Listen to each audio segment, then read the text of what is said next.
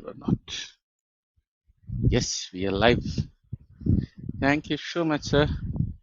Thank you so much, Dr. Alvaro, for joining this stream. And this is Amit. As I told you, that we are a bunch of atheists from from India, that is specifically from West Bengal. We mostly speak in Bengali.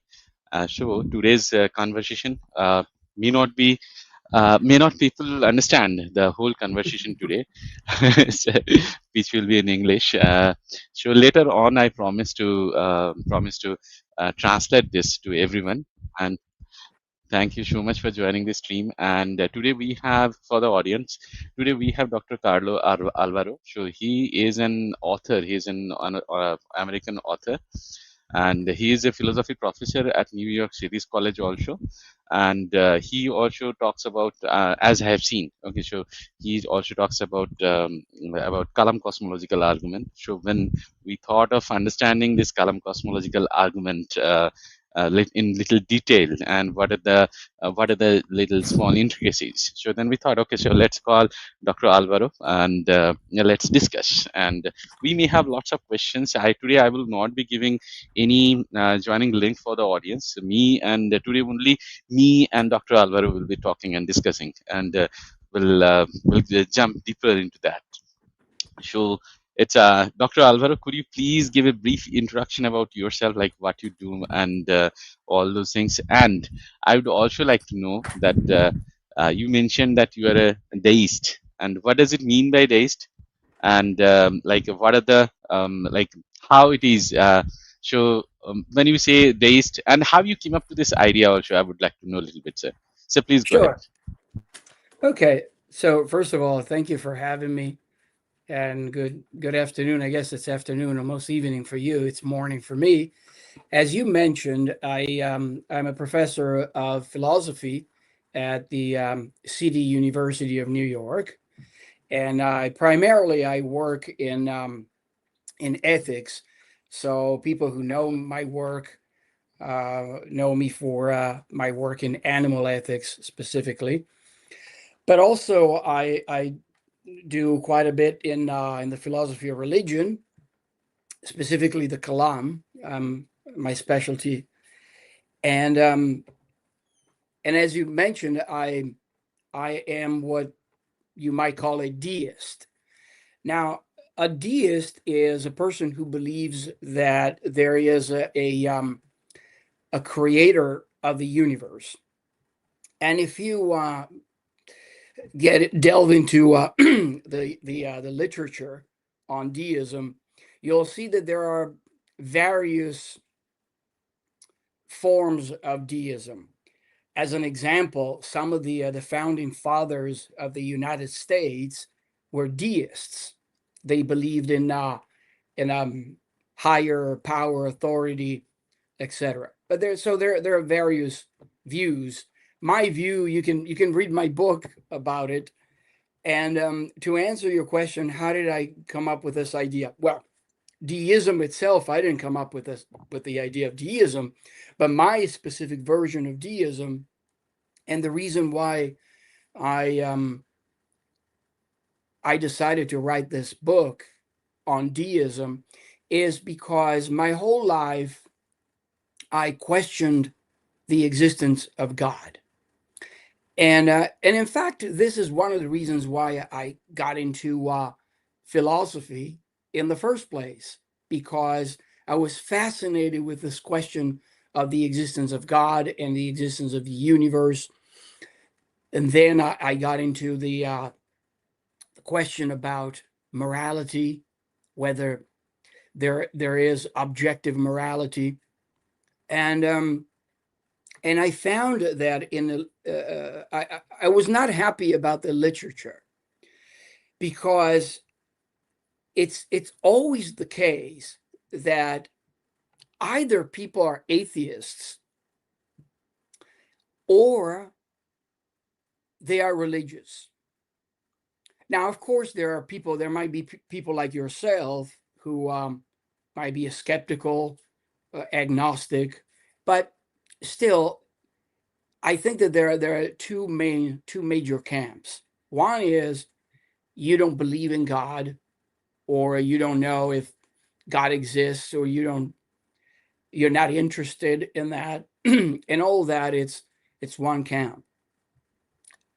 But then, as it happens, many people start looking at the evidence, study the arguments, and those who are convinced that those arguments point in the direction of the existence of a God, then it seems to me that they automatically embrace a certain religion, right? Whether it's Christianity or Judaism, Islam, Hinduism, whatever that might be. And I was not satisfied with that, because I was going through my journey studying the existence of God, studying all the classical arguments, and I found that many of these arguments are sound. So they're very convincing. But then I felt that I did not belong in any religion. I I didn't believe in the truth of any religion. So I found myself in a strange position. I said, "Well, what am I going to do now?" And and then I thought about it, and I realized that there is an intellectual position in between religiosity and atheism, and that is deism, because deism is the idea, is the notion that there is a creator of the universe, and most of the arguments, I guess we're going to talk about it, especially the Kalam, point in the direction, and they're very convincing, in my view, that there is such a being that created the universe and human beings, etc., and morality and mathematics and logic, etc. But that is as far as we can go. To go farther than that into religion, it means that you have to try, you have to look into the truth of revelations, and that's where I get off the bus, because I don't think that there is compelling evidence to go from deism to theism. That's a little bit of my story. Well, very nice, sir. So actually, as I the question when I asked that how you came up with this idea, so that is was actually my like a misrepresentation of what I meant to say is that like most of the time when we grew up in a religious environment, we mostly Mhm. believe in the theistic views. But how come you embrace this philosophy? So that was actually my intention, and you have explained it very well, sir. And I definitely Oh, good. like yeah, sure. It was really nice to hear that story and your views also on that. So now we will like switch a little bit towards our Kalam cosmological argument, and if during that time we come up with something like there's any views with the deism comes as you mentioned that like when people come up with different kind of philosophies, like one of them is a Kalam cosmological argument, then you see, it seems that okay, so there is a initial cause, and it may be instead of the theistic it may be deistic god. So we'll come up with that, we'll come to that, and we'll discuss more about it. So could you please, may we start with the few the three premises of Kalam cosmological argument, and how is the argument? Could you please help us to understand which argument, sir? Okay.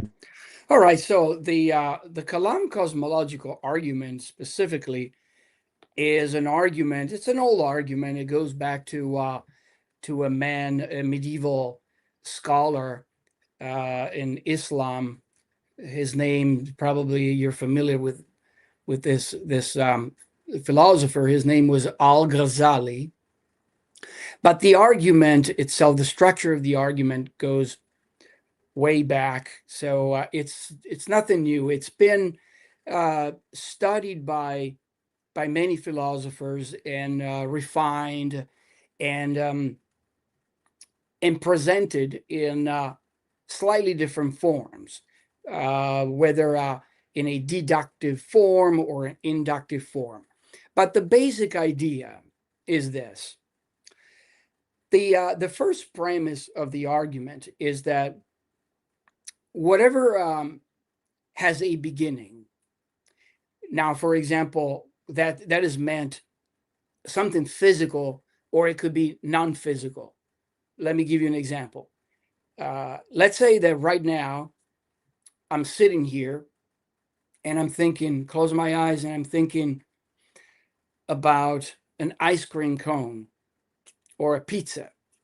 And I say to myself, I would like to eat a pizza, and I envision in my mind a pizza. Well, that thought started at one point, came into existence. But unless you are a physicalist, and that's going to be another can of worms that we're not going to open, a thought is not a physical object, is a non-physical one. That's one example. Another example could be the laptop that I'm using right now for this podcast came into existence, right? In other words, it's not eternal. So my idea of the pizza and my laptop were not here from eternity. They began to exist at one point. And so the first premise of the Kalam says that whatever begins to exist has a cause for its existence. Now, the way that I formulate the argument in my work is slightly different because I don't use the notion of cause. I frame it as follows. I say that whatever begins to exist, or whatever starts to exist, was created or brought into being or brought into existence by something else, by an external something else. Okay, so the bottom line is, the first premise of the Kalam is that whatever begins to exist,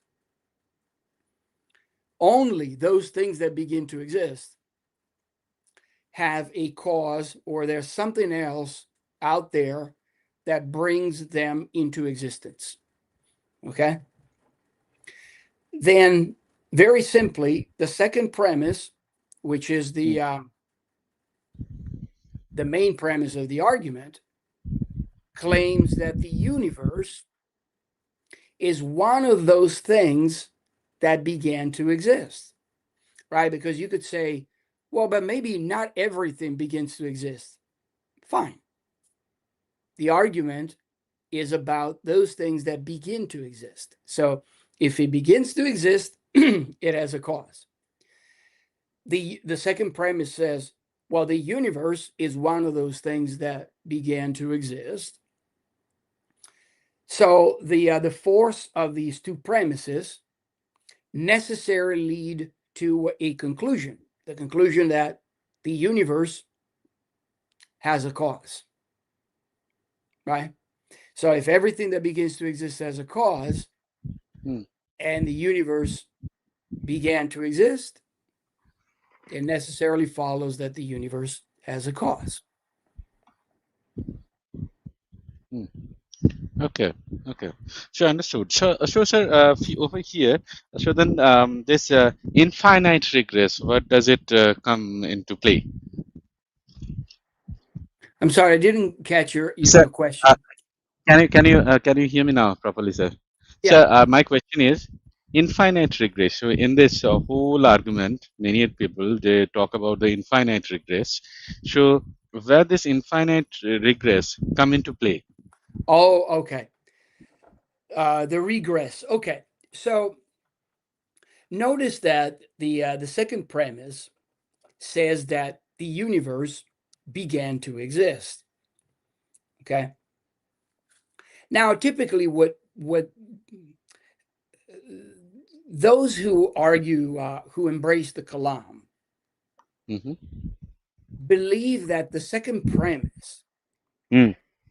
is supposed to mean that the universe began to exist, namely, that there was a point when the universe came into existence, and Mm. there was nothing prior, temporally prior to that event, right? So the proponents of the Kalam Mm. believe essentially that Mm. nothing at all existed. There was no Mm. existence, and then the Mm. universe came into existence. Okay, Okay. that's what they Okay. mean. They don't mean this universe came into existence, but maybe there was something else before that, right? Mm-hmm. Typically, that's the dispute, where the dispute lies nowadays. So Yeah. there are two sides of the medal. On the one side, the proponents of the Kalam are convinced that there was nothing, no space, no time, no energy, absolutely nothing. Nothing Mm. like quantum fields or emptiness or anything like that. No, not anything. Mm. And then an event, the universe, began to exist. On the other side, typically atheists or skeptics at any rate Mm. believe that that's not true. They believe that it is logically and scientifically possible that the universe can stretch infinitely in the past. So that's where the idea of finitude and infinitude Mm. comes in, right? Mm. Now, as a proponent of the Kalam, Mm. I am convinced that both logically and scientifically, the universe, reality, cannot possibly be eternal in the past. Okay. Mm. Mm. And you want me to tell you why? Yes, definitely. Yes, Okay. 100%. We would like, yes, why not? All right. Please explain. So now think about it for a moment. What exactly? This is how I explain the argument to my students when I talk about this argument. I mean, I ask my students, what do you think the universe is? How would you define the universe? And some students say, well, the universe is space time, or the universe is in large space, etc. Now I Yes, say, definitely. yes, and I say, it seems to me that the best way to describe the universe is to describe it in terms of a um, a series, right, or a collection of temporal events. Mm. Now, the way that we divide events is very arbitrary. We can divide events in terms of years or centuries or seconds. That's all up to us. But regardless of our way, human way of dividing time, the fact of the matter, it seems to me, is that the universe is a temporal sequence of events, right? Very, very simply, what I mean is there was yesterday, and there is today, and then there's going to be a tomorrow. And so it is a sequence, the universe is a sequence of temporal events that come into being one after another in Mm. succession, right? Mm. Now, forget about what's going to happen in the future. there's going to be mm, tomorrow, the next day, the next year, the next century. We don't know. mm, That's going to happen. They're not mm, here. I mean, unless you are an eternalist or you believe in a block universe and all those theories. I don't. I don't believe that the future already exists, but that's a mhm, different show for a different day. Um, let's think about the past. mhm, Now, if the universe is a sequence, as I described it, of temporal events, mm, now clearly, if the universe will continue to exist, then there will always be one more event, right, down the line. But let's yes. focus on the past for a moment. We're not Mhm, interested in the future. Let's focus mm, on the past. mm, Now, when you look at in the past, mm, there are two options. mm, Either the this series of temporal events, the sequence of temporal events, either it goes back and back and back and back to infinity. yes. There's no beginning. It just goes Correct. back and back and back and back. Mm, Or the other option is that there is a first sequence, day one of the universe, right? mm, So there mm, is a beginning. mm, So that is right there, what I just explained. That is the whole center of controversy in mm, philosophy right now, because mm, the proponent of the Kalam, like myself, mm, I think that there are compelling arguments in favor of a beginning of the universe, namely in favor of the beginning of the sequence. But many atheists dispute this, mm, and they argue that there is no reason to believe that there is a beginning, mhm, because it is logically and mm, scientifically mm, possible that the sequence never starts. mm. So that's where the finitude and infinitude comes in. And I That believe that that, comes in over there. yeah, Mm. and I believe that it's not possible to go back from forever and ever and ever, Okay. right? In the past, obviously, in the Mm, earlier than position. In the mm, future, we're not interested in the future. We're interested in the past. mm, But why is that? Well, mhm, because now here's the fun part begins. mm, Because what we argue, the proponents of the Kalam argue, is that if the universe does not have a day one, a first event or a first temporal event that starts the sequence, yes. it would be impossible for the present moment to Mm, be here. And mm, furthermore, I argue mm, that an infinity mm, of temporal moments mm, does not and cannot exist. Okay. mhm, Because no a series, no set mm, can contain an infinity of items. Now, mhm, when we talk about mathematics, for example, mm.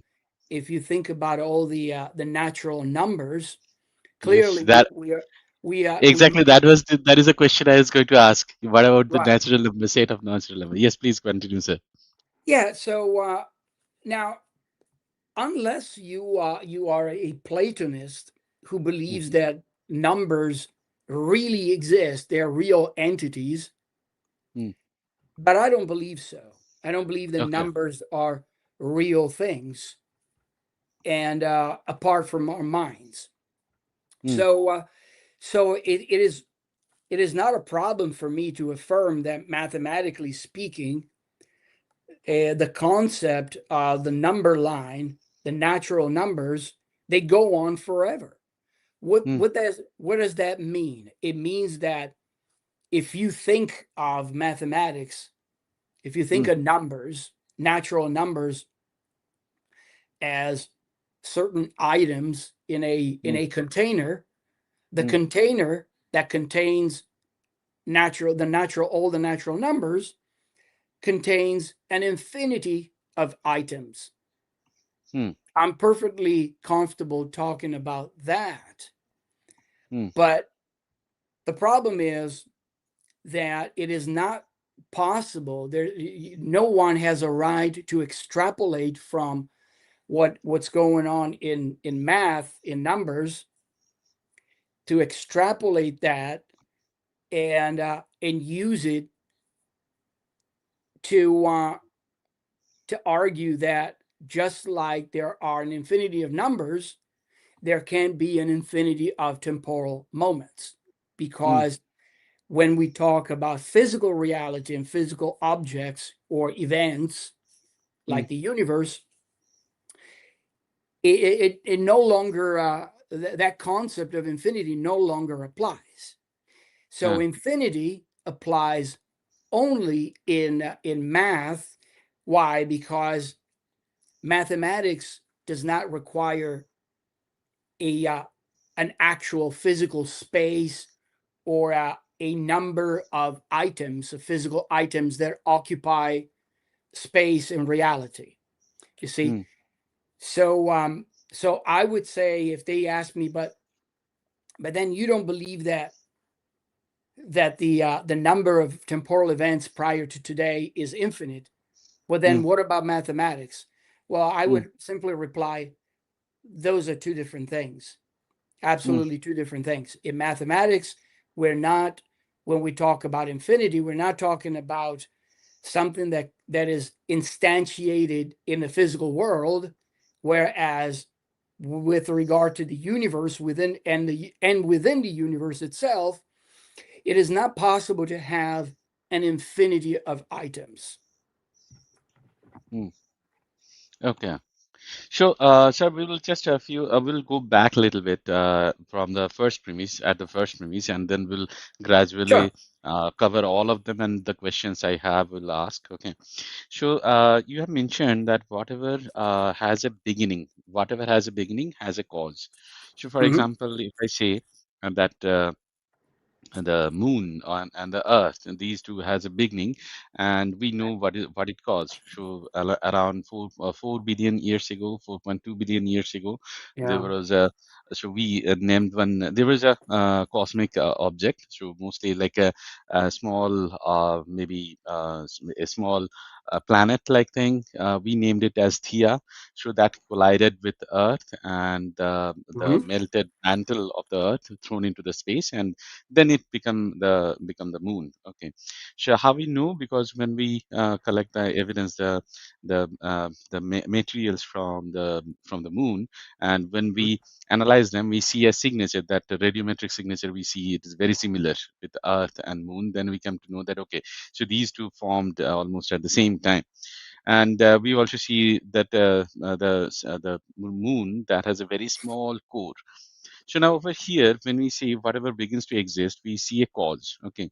So now in Kalam cosmological argument, what it shows is that, so it seems that as if we are trying to say that we are talking about a causative agent, is an agent, so that has a willpower or something like that. But in that event, whatever we see in that, so we do not see any such like a, as also you have mentioned during the ism, that there is no causative agent which is a kind of a which is a willpower or something like that. So Mm-hmm. whatever happened when the moon formed, so it was just a natural cause Or, for example, if we say that the decay of the radioactive materials, or Mhm. the Kashmir effect, you might have heard that when Yeah. the virtual particle comes out of nothing almost. Okay. So here, nothing, Mhm. what we refer to nothing, so we'll talk about that later. So it comes out of the quantum vacuum, it is coming out of that. So over there, we see that there is no causative agent or something like that. It is not deterministic, it is Mhm. probabilistic.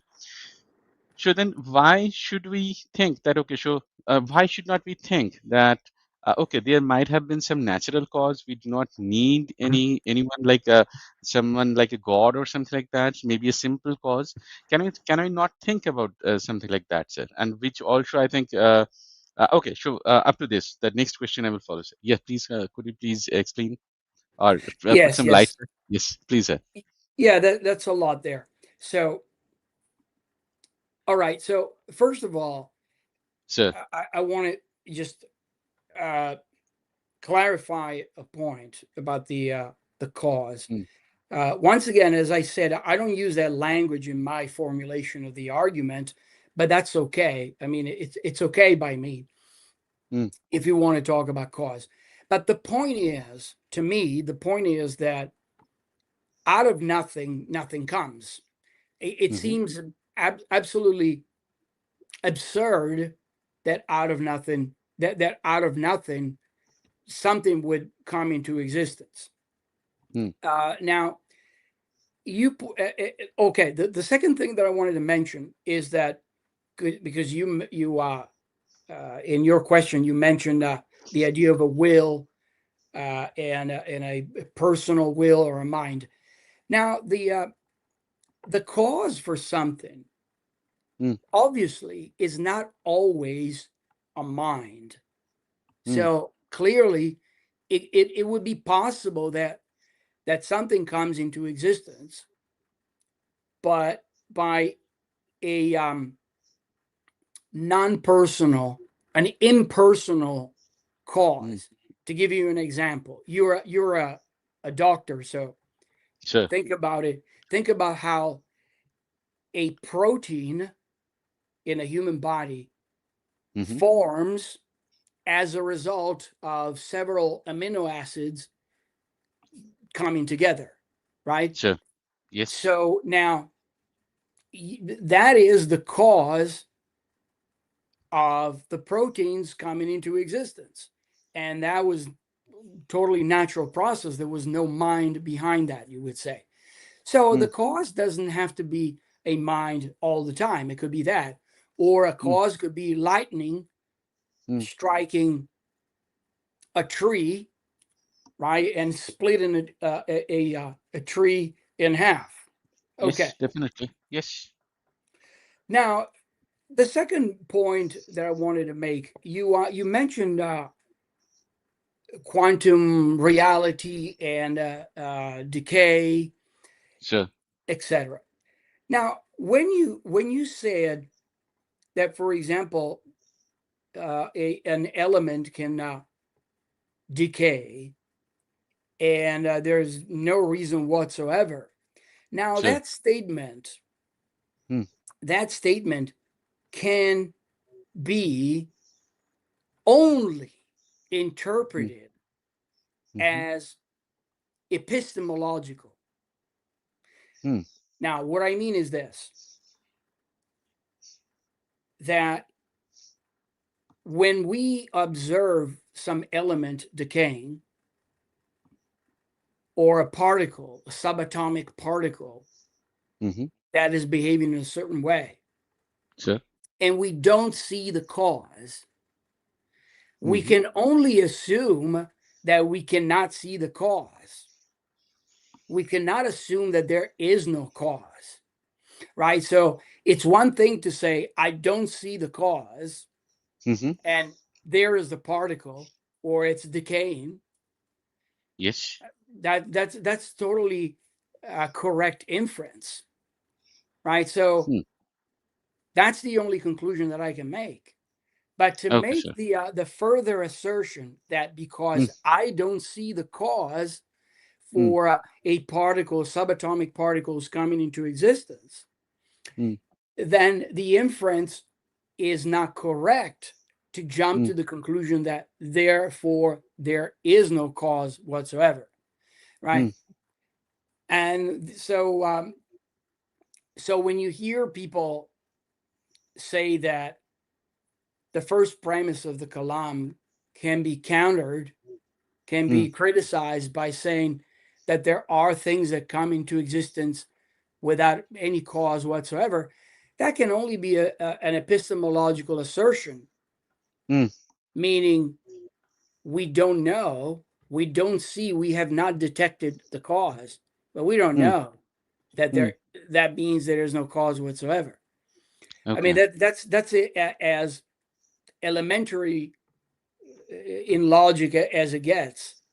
Mm, Right. So for that reason, I don't believe that there's compelling evidence mm, that things come into existence without a cause whatsoever.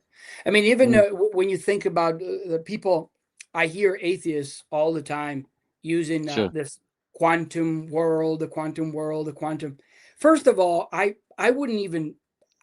I'm reluctant to talk about the quantum fields and quantum world. You know why? Because not even the experts understand Uh-huh. it, fully understand it. You can if you look at the scientific literature, it's really Mm, amazing because I love science and I follow science, and definitely. if you look at the literature Mm, nowadays, mm, there are scientists going around saying now, famous scientists saying mm, quantum physics is all wrong. mm. It is wrong. We misunderstood it. We made a mistake. So who am I to talk about quantum? I have no idea. The only thing that I can say is that when scientists Mm, start making philosophical assertions, because this is what they are. They are they mm, are philosophical assertions. When a scientist says we have experimented this question and we have not found a cause for the this specific Higgs boson or this subatomic particle, mm, um, for this other particle's behavior. We have never mhm, seen the cause for that behavior. mm, Now, the if science is done correctly mm, and honestly, the mm, scientist has to say, we have no idea yet mm, mm, what brought this particle or this behavior into existence. mm, That is the correct way of doing science. But when a mm, science says, because I have not seen the cause, I'm going to conclude that there is no cause, and I'm going to write an article in a magazine and tell mm. people, Yeah. right, lay people and also experts, there is no cause. That is a philosophical assertion, Mm, and it's not warranted. It is, in mm, fact, what they call an argument from ignorance, right? mm, I have not mm, seen the cause for this, therefore there's no cause. I have not seen UFOs, therefore there aren't any UFOs. That's an argument from ignorance, right? So you mm, cannot say that. Now, mm. I know I talked a lot, so let me let No me problem, sir. let me tell Absolutely you the fine. bottom line. The bottom line to Yes. me is this: Mm, that invoking quantum physics mm, in order to get around the first premise of the Kalam mm, has an epistemic or philosophical, whichever way you want to call it, very high cost. And the cost mm, is that you're delving into a realm that is not very well understood. mm, And as far as I know, mm, we must say that everything that comes into existence has a cause for its existence. If there mm, is a subatomic particle popping into existence, well, it's mm, not coming out of nothing, but it's coming mhm, out of a quantum field, mm. right? We're not Yes. talking about existence ex nihilo, out of Yes, absolutely obviously. nothing. So that's what I would say to that uh, observation, or if you want to call it objection. Okay. So one thing I would like to add over here. So first of all, I just the last point when you have mentioned that the quantum particle, that virtual particle comes pops into being. So that is definitely in the quantum field. When we mention that vacuum, we talk about the quantum vacuum. So over there, definitely we Right, agree the quantum that vacuum. yes, sure. That over there are fields, quantum fields. It is not that. So when many a times when we use this word nothing, so we sometimes refer it as a referring term, so as if it is something or like that. But what Yeah. it actually means is what has been explained many times by some physicists like Lawrence Krauss and all, that when they say that nothing, so it means that there is something so we know all about, we don't have that over there. So for example, it is devoid of all the particles, all the maybe air or the molecules and every single thing. And when they say that nothing, the universe came from nothing, so they mean that it is actually there was no space, a state where there was no space. It came into existence from that. So over there, it is. They are also not saying that it is count of came out of nothing. Means there was nothing, absolutely void, nothing, no particle, no quantum fields, nothing. So like that, they are not saying.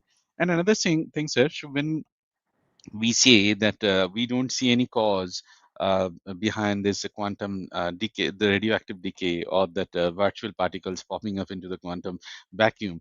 So we say it is we say that because we see that it is there is a probabilistic nature of it. So Hmm. that means suppose you keep X amount of X amount. So let's say you keep 1 kg of a X radioactive like a material, and you give 500 gram of the same radioactive material. After the half life, you will see that the 1 kg material has become 500 gram, and that 500 gram has become Yeah. 250 grams. It is so that means that in the same period of time, at one place just 500 gram has decayed, and another place 250 gram has decayed. So over there we see a probabilistic nature. So it is not deterministic. The quantum world, there definitely it is very weird because of this probabilistic nature. And I feel a lot of other people also feels that our language is not developed enough to describe the quantum field, and that's why many times what we do, we use some analogies and we take help of our common language that we speak and try to describe it, and that's why sometimes it becomes weird. And definitely agree, many other like great scientists also think that we just don't know what are the cause lying behind that. It is there maybe some so they sometimes try to make it as a deterministic instead of the probabilistic. I agree. And many other scientists that says that we don't know it at all like that. So but over here my point was that it is probabilistic. We do not, I agree. So if we say that that it may happen that we simply don't know what is causing it, but when we say there is no cause, we simply referring to that probabilistic nature of it. It is there is no there is nothing which is which is deterministic. I sure as I mentioned that the decay, which one will decay, we don't know because of that. So there is one quantum barrier. So will it be crossing it or not? So that is a like probabilistic. So if you see that the even the stable atoms that we consider a stable atom, maybe some stable atom of hydrogen or lead or something like that, so it still has a half-life so big that it is more than the age of the universe. So that's why we consider it stable. So in a way, it is not if when you calculate the probability.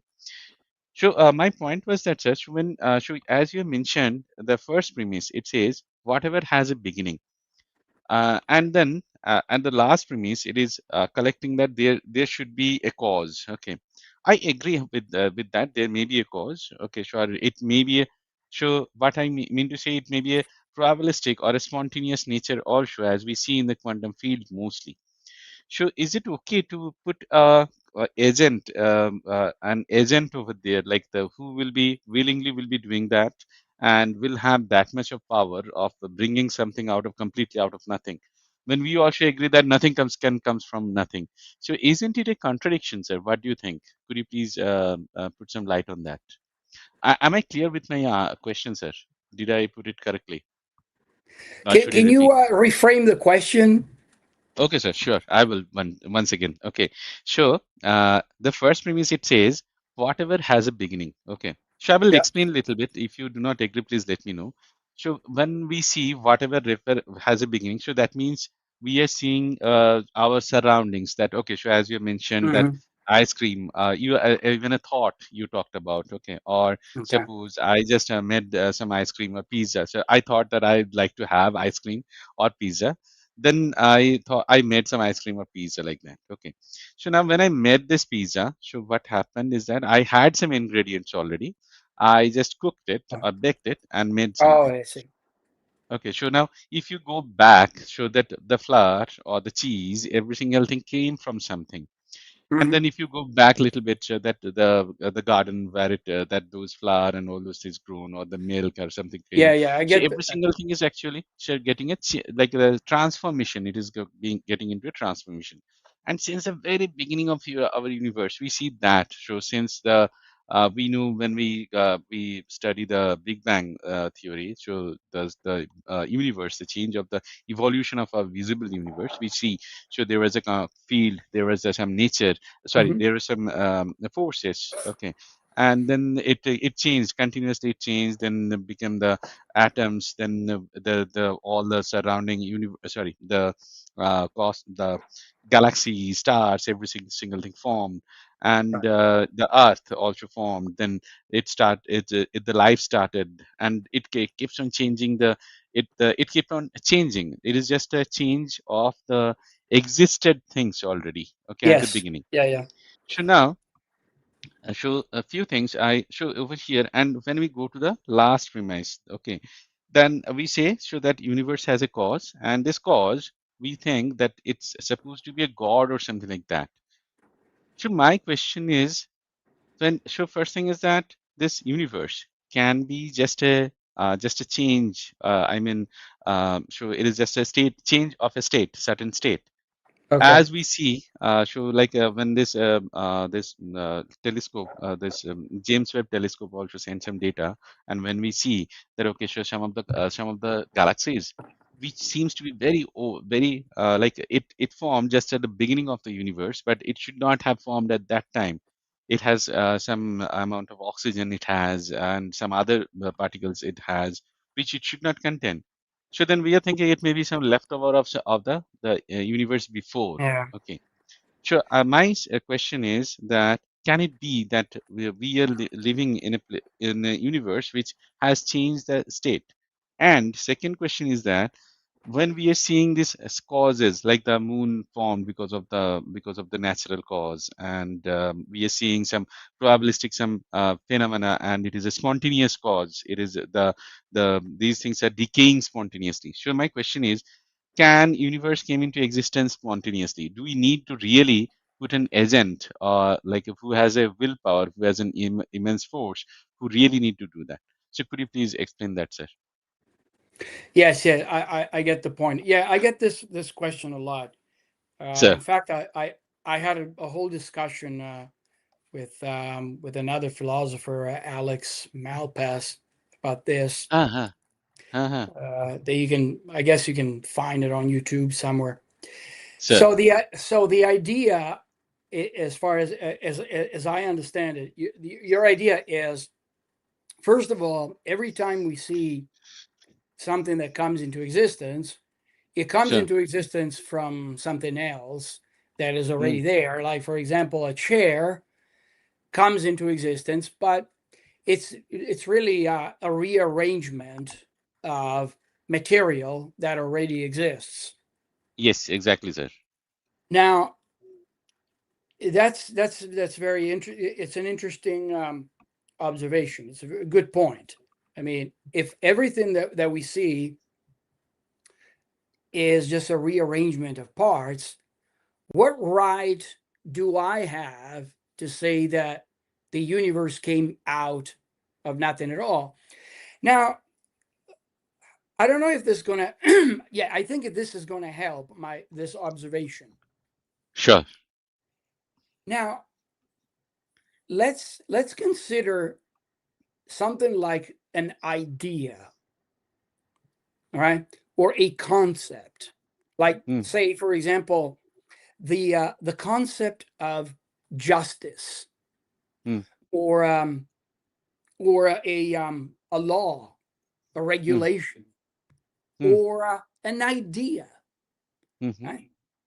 Right? Going back to what I said Pizza some and ice time cream. ago, the idea of a pizza, the idea of an Yes. ice cream. Now, the question is, what is the idea made of?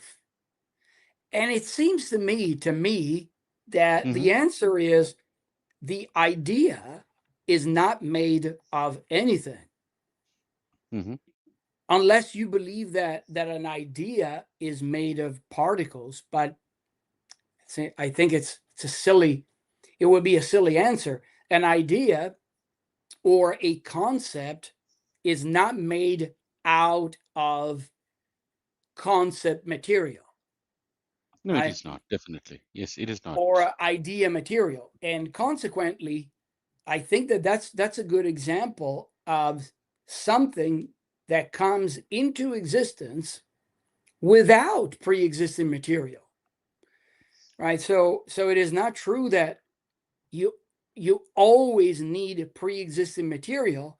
And if Mhm, that's true, then the assertion that it is not right for us to say that the universe came into existence mm, out of nothing, mm, it would be illegitimate to say that. But it seems to me that it is possible that mm, something like the universe came into existence without pre-existing material. mm, But it's not plausible to say that the universe came into existence without pre-existing material and without an efficient cause mm, that brought the universe into existence. That is mhm, doubly absurd.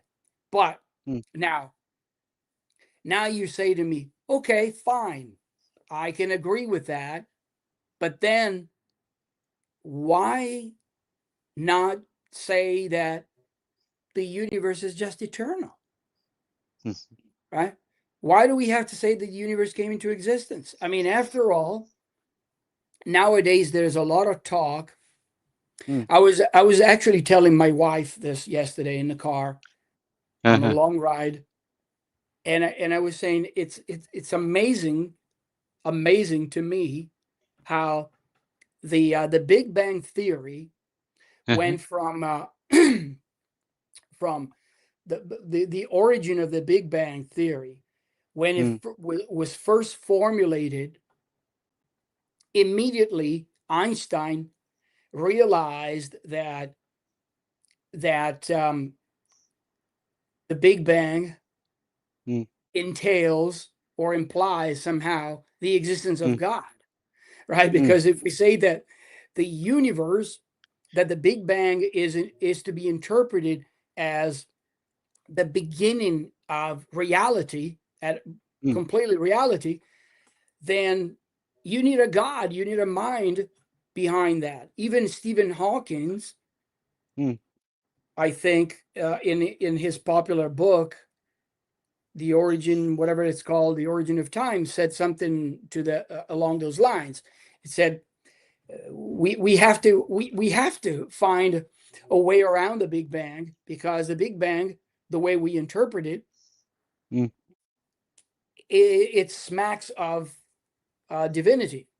So mm, I was telling my wife yesterday how amazing it is that in science nowadays, today, the Big Bang is no longer interpreted that way, mm, but it's merely interpreted as a hot, very hot and dense mm, uh, point where then it started expanding.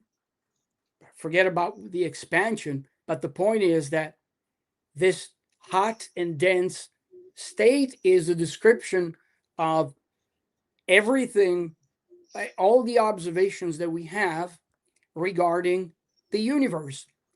But then many scientists today would want to add that that's the only thing that the only assertion that we can make about it.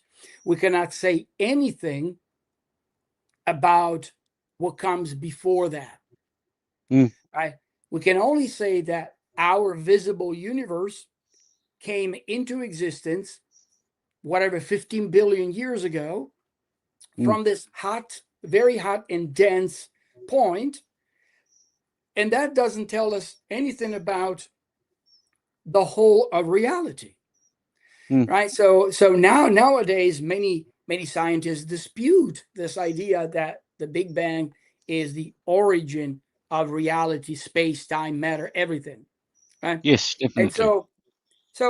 so as you suggested in your question, well, then maybe if everything that comes into existence from pre-existing stuff, Mm, right?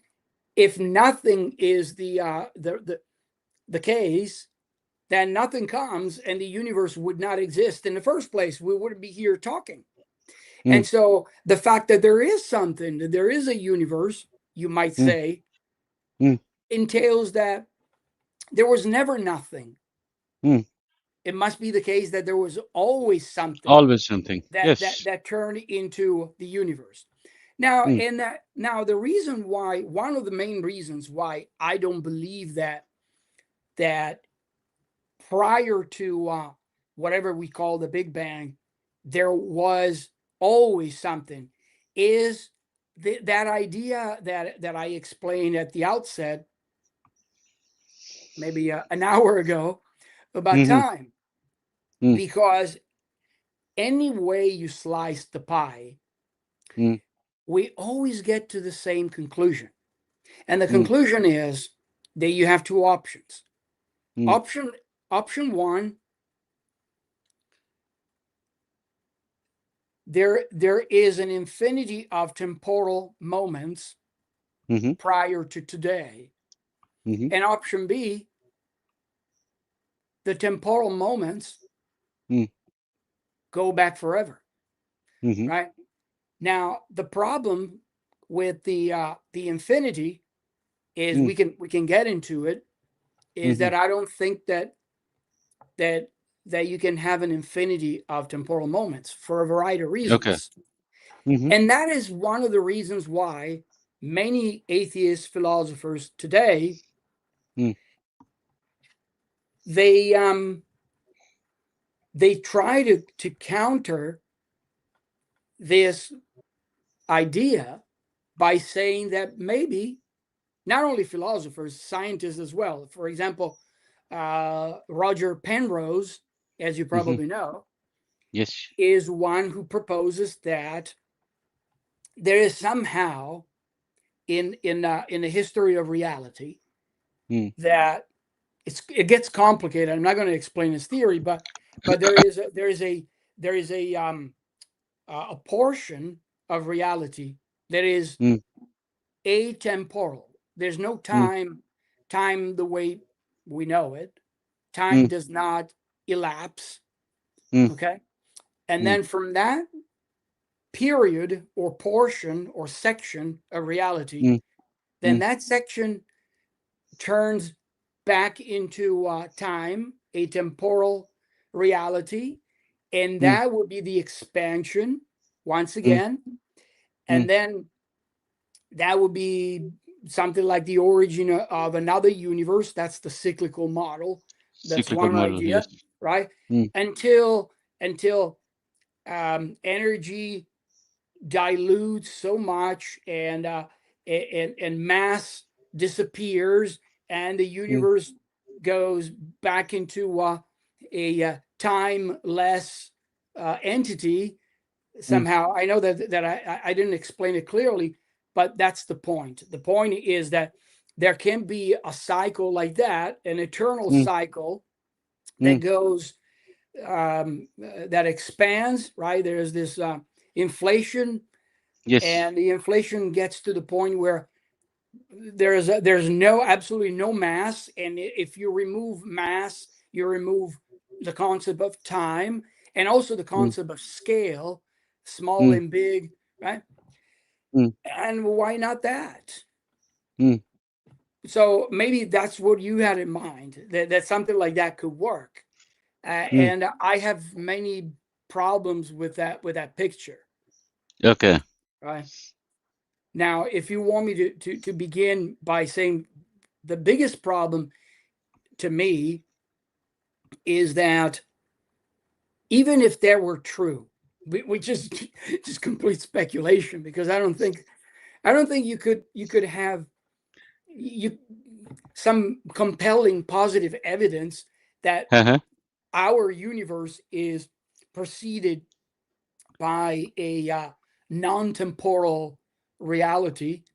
Uh, The Penrose, in a paper and article, yeah. suggests that there is some evidence when Mm. we observe the microwave back CMB, cosmic microwave radiation background. background, right? Yeah. That they observed that there are certain um, Voids. patterns of Uh, circles which yes. would suggest that there was a previous ion. That's the way he Uh, describes it.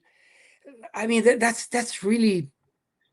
I think that is as speculative as it gets, and that's one of the reasons why um, in the physics mm, cosmology circles, uh, Penrose theory has not been taken very seriously because there's very tenuous, very thin evidence for that.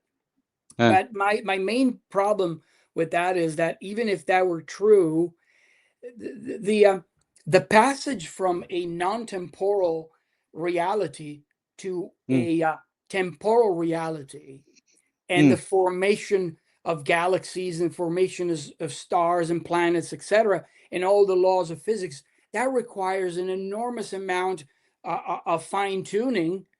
And mm, so, on the one hand, you try to get rid of the actual beginning, but then mm, you're left with a huge problem in your hands of mm, explaining the fine to the exquisite fine tuning that would be mm, required to go mm, from a non-temporal. I mean, think about it. If that's true uh, that the universe in mass completely disappears, mm, and now the reality is not temporal, mm, um, how do you go from there mm, to the creation of the next cycle and the next universe with the laws that we observe and the planets and the stars and the elements and everything else? mm. That's one of the main problems, Okay. right? So, when you have mentioned that atemporal, so atemporal, that nature, so quantum physics, it also says that the equation of quantum physics, so those things can be written time invariant. So, and Yeah, yeah. still it holds true.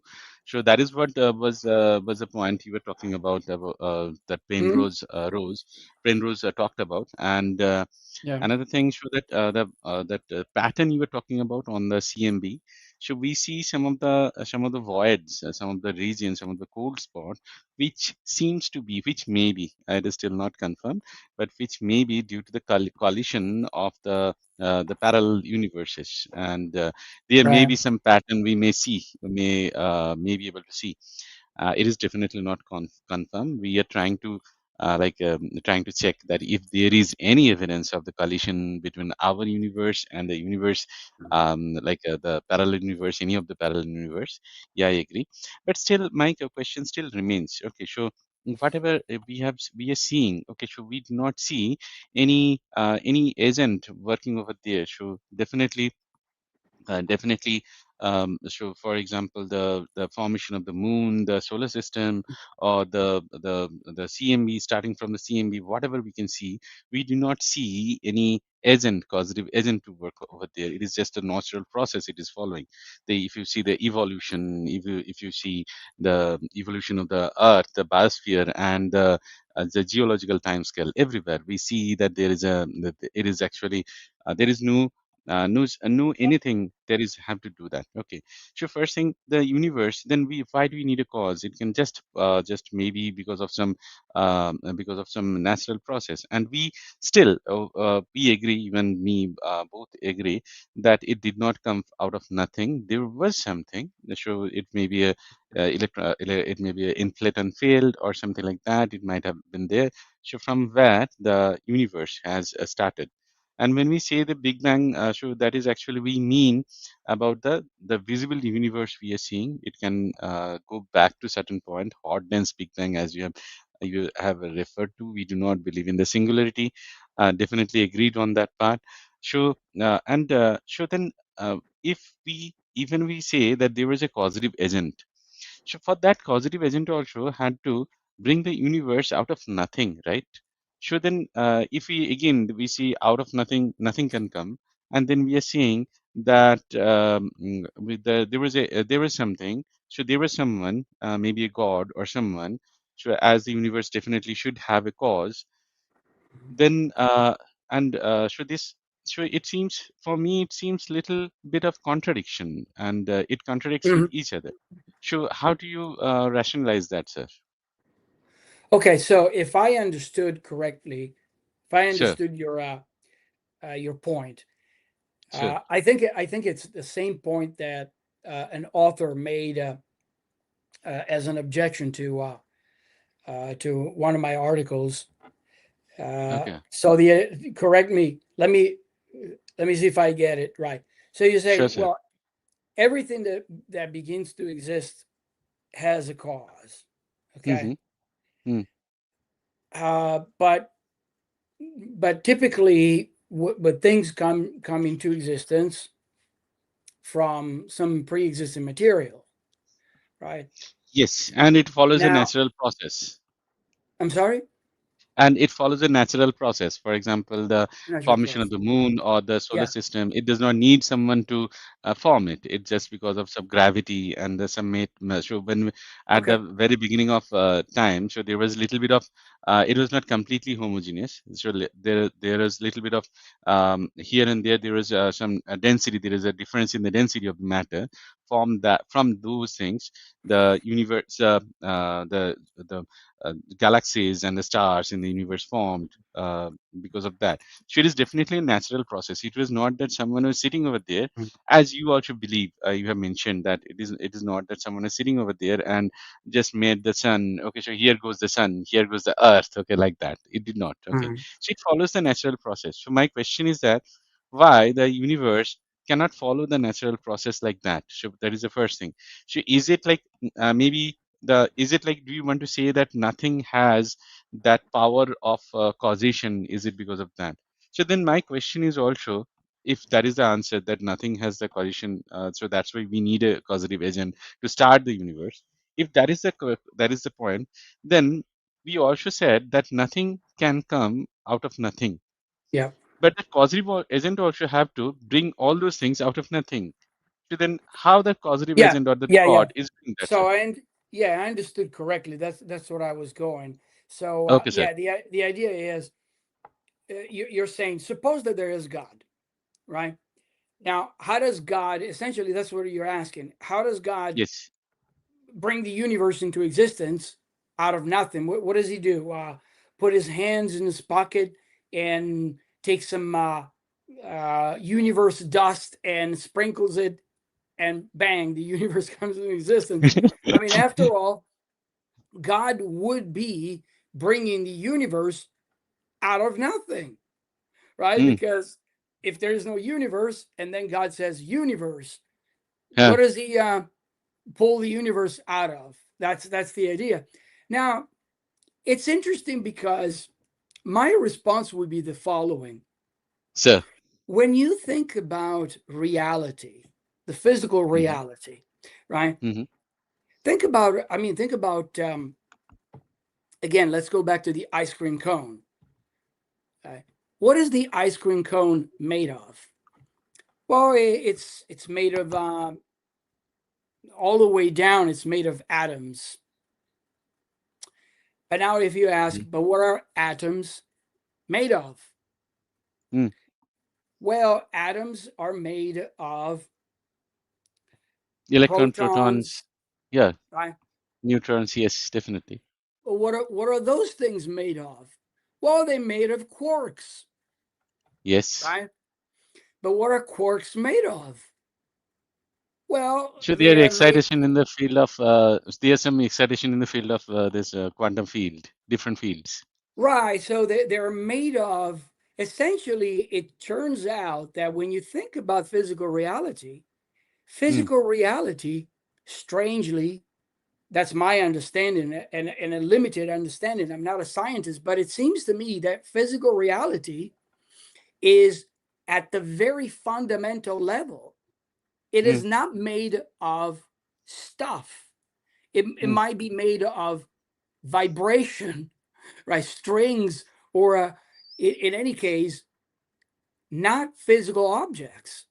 So if reality, the fundamental structure of reality, is not made of tiny, tiny, tiny bricks or building blocks, I don't see why it's a problem for God, if there is a God, to bring reality into existence, because all God needs is not atoms, but rather whatever it is that makes the fundamental structure of reality, which is not a physical object, right? mm-hmm, As far as we understand it, mm, it might be of some vibrations or strings or things that are not physical object, things that cannot be subdivided any further. And mm-hmm, so we're talking about the very fundamental structure of reality, which is not physical mm, and solid. mm, And so if that's true, mm, and that's what scientists are telling me today, mm, that the mm, fundamental, I remember Carlo Rovelli, the mm-hmm, famous Italian physicist, says reality at our level is made of apples and babies, etc. mm-hmm, But when you think about, because you have to think about it, you cannot see it. When you think about reality at the very fundamental level, mm, it's not made of that stuff. It's not made of particles. It's not made of yes. things. Well, then I don't see why it's a problem for a God to Mm, create mm, the fundamental matrix of reality, which is mm, not physical. mm-hmm, And that fundamental matrix of reality mm, then evolves and gives rise to the physical as we experience the physical. Because, as you know, we teach children in what is it, elementary school or middle school, that, for example, this table mm, feels solid to us, but in fact, at the fundamental level, it's not solid. It's yes.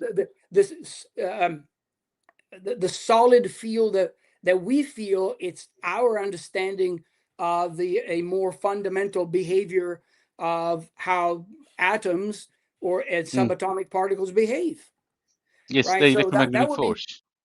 that would be my response. I don't see Sure. why it would be a problem, since you don't need actual physical blocks to create Mm, the universe. I don't see why that's a problem.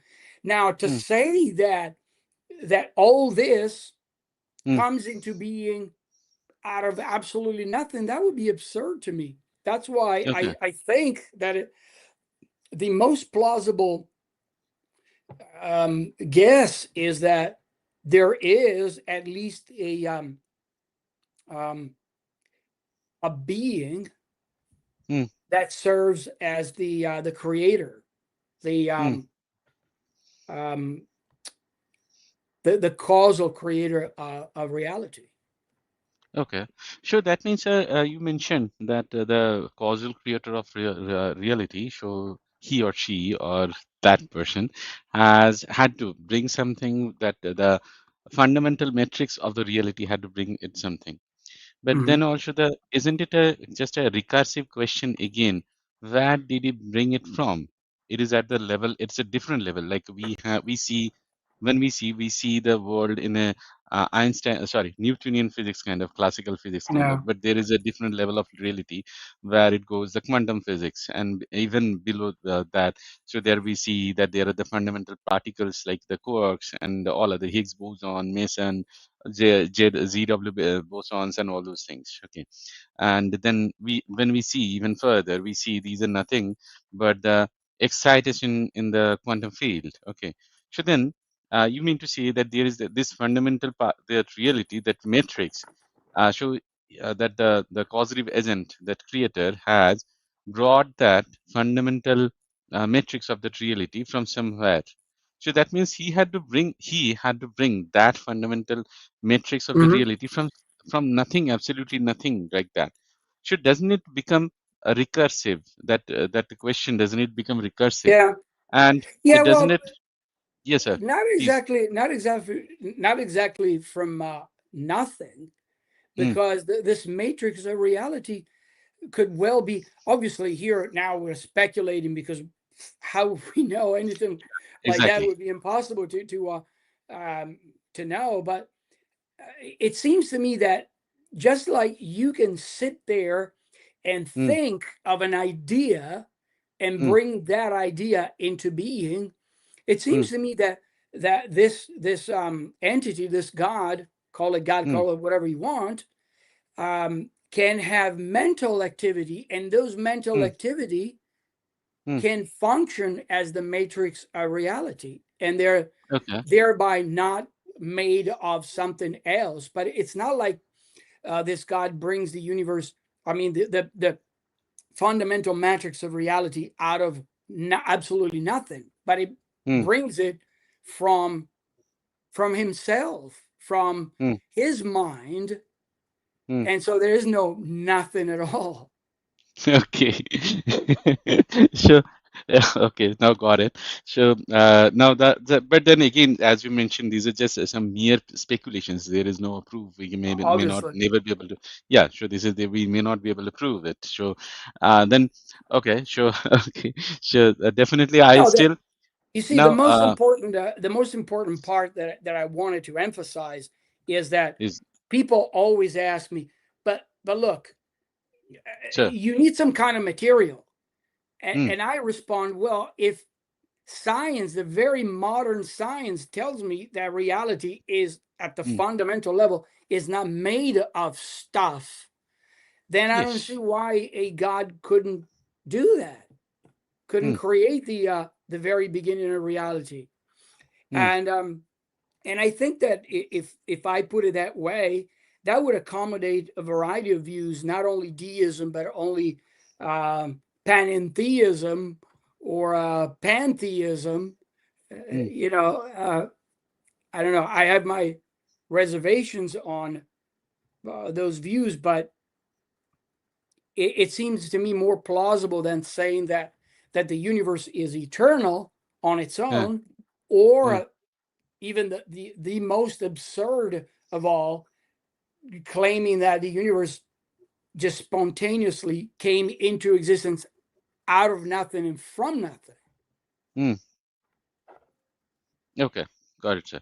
Okay, so we'll let's switch the gear a little bit, and as we are talking about that infinite regression, you were talking about some like the regression is not possible. So over there, I had a point. So suppose there are some infinite amount of temporal events in the past, okay, Mhm.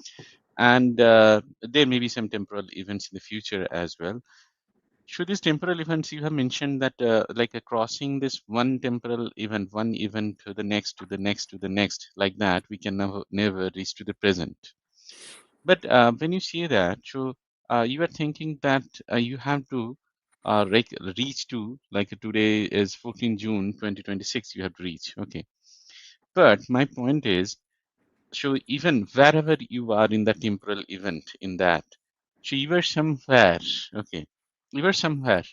And cannot we call that event as the present? In the temporal event, in the past temporal event, you were Mhm. somewhere. Okay.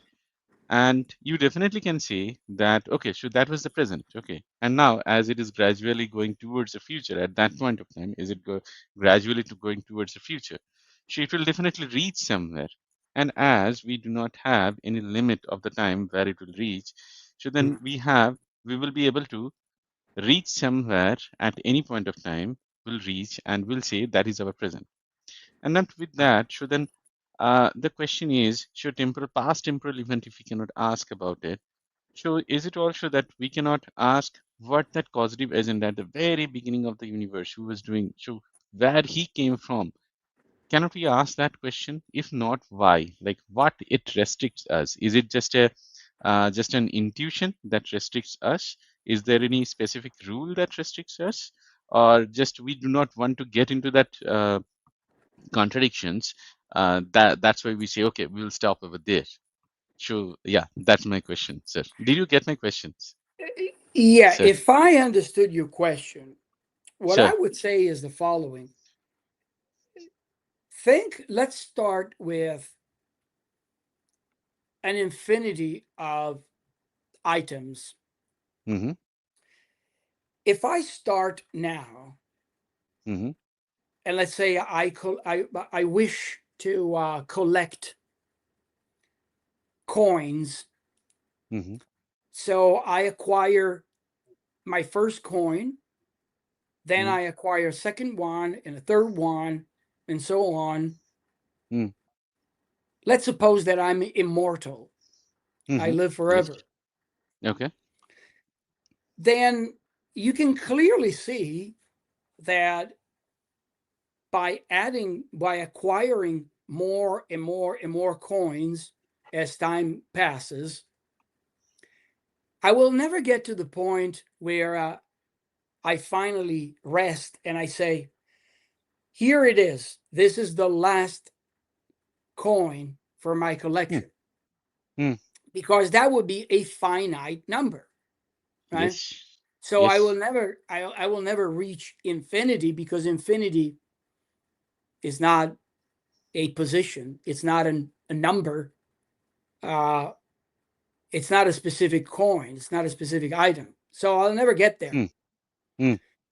I mean, in a very simpler way of describing this, essentially what I'm saying is it is not possible to count all the natural numbers, because there is Yes. no last natural number.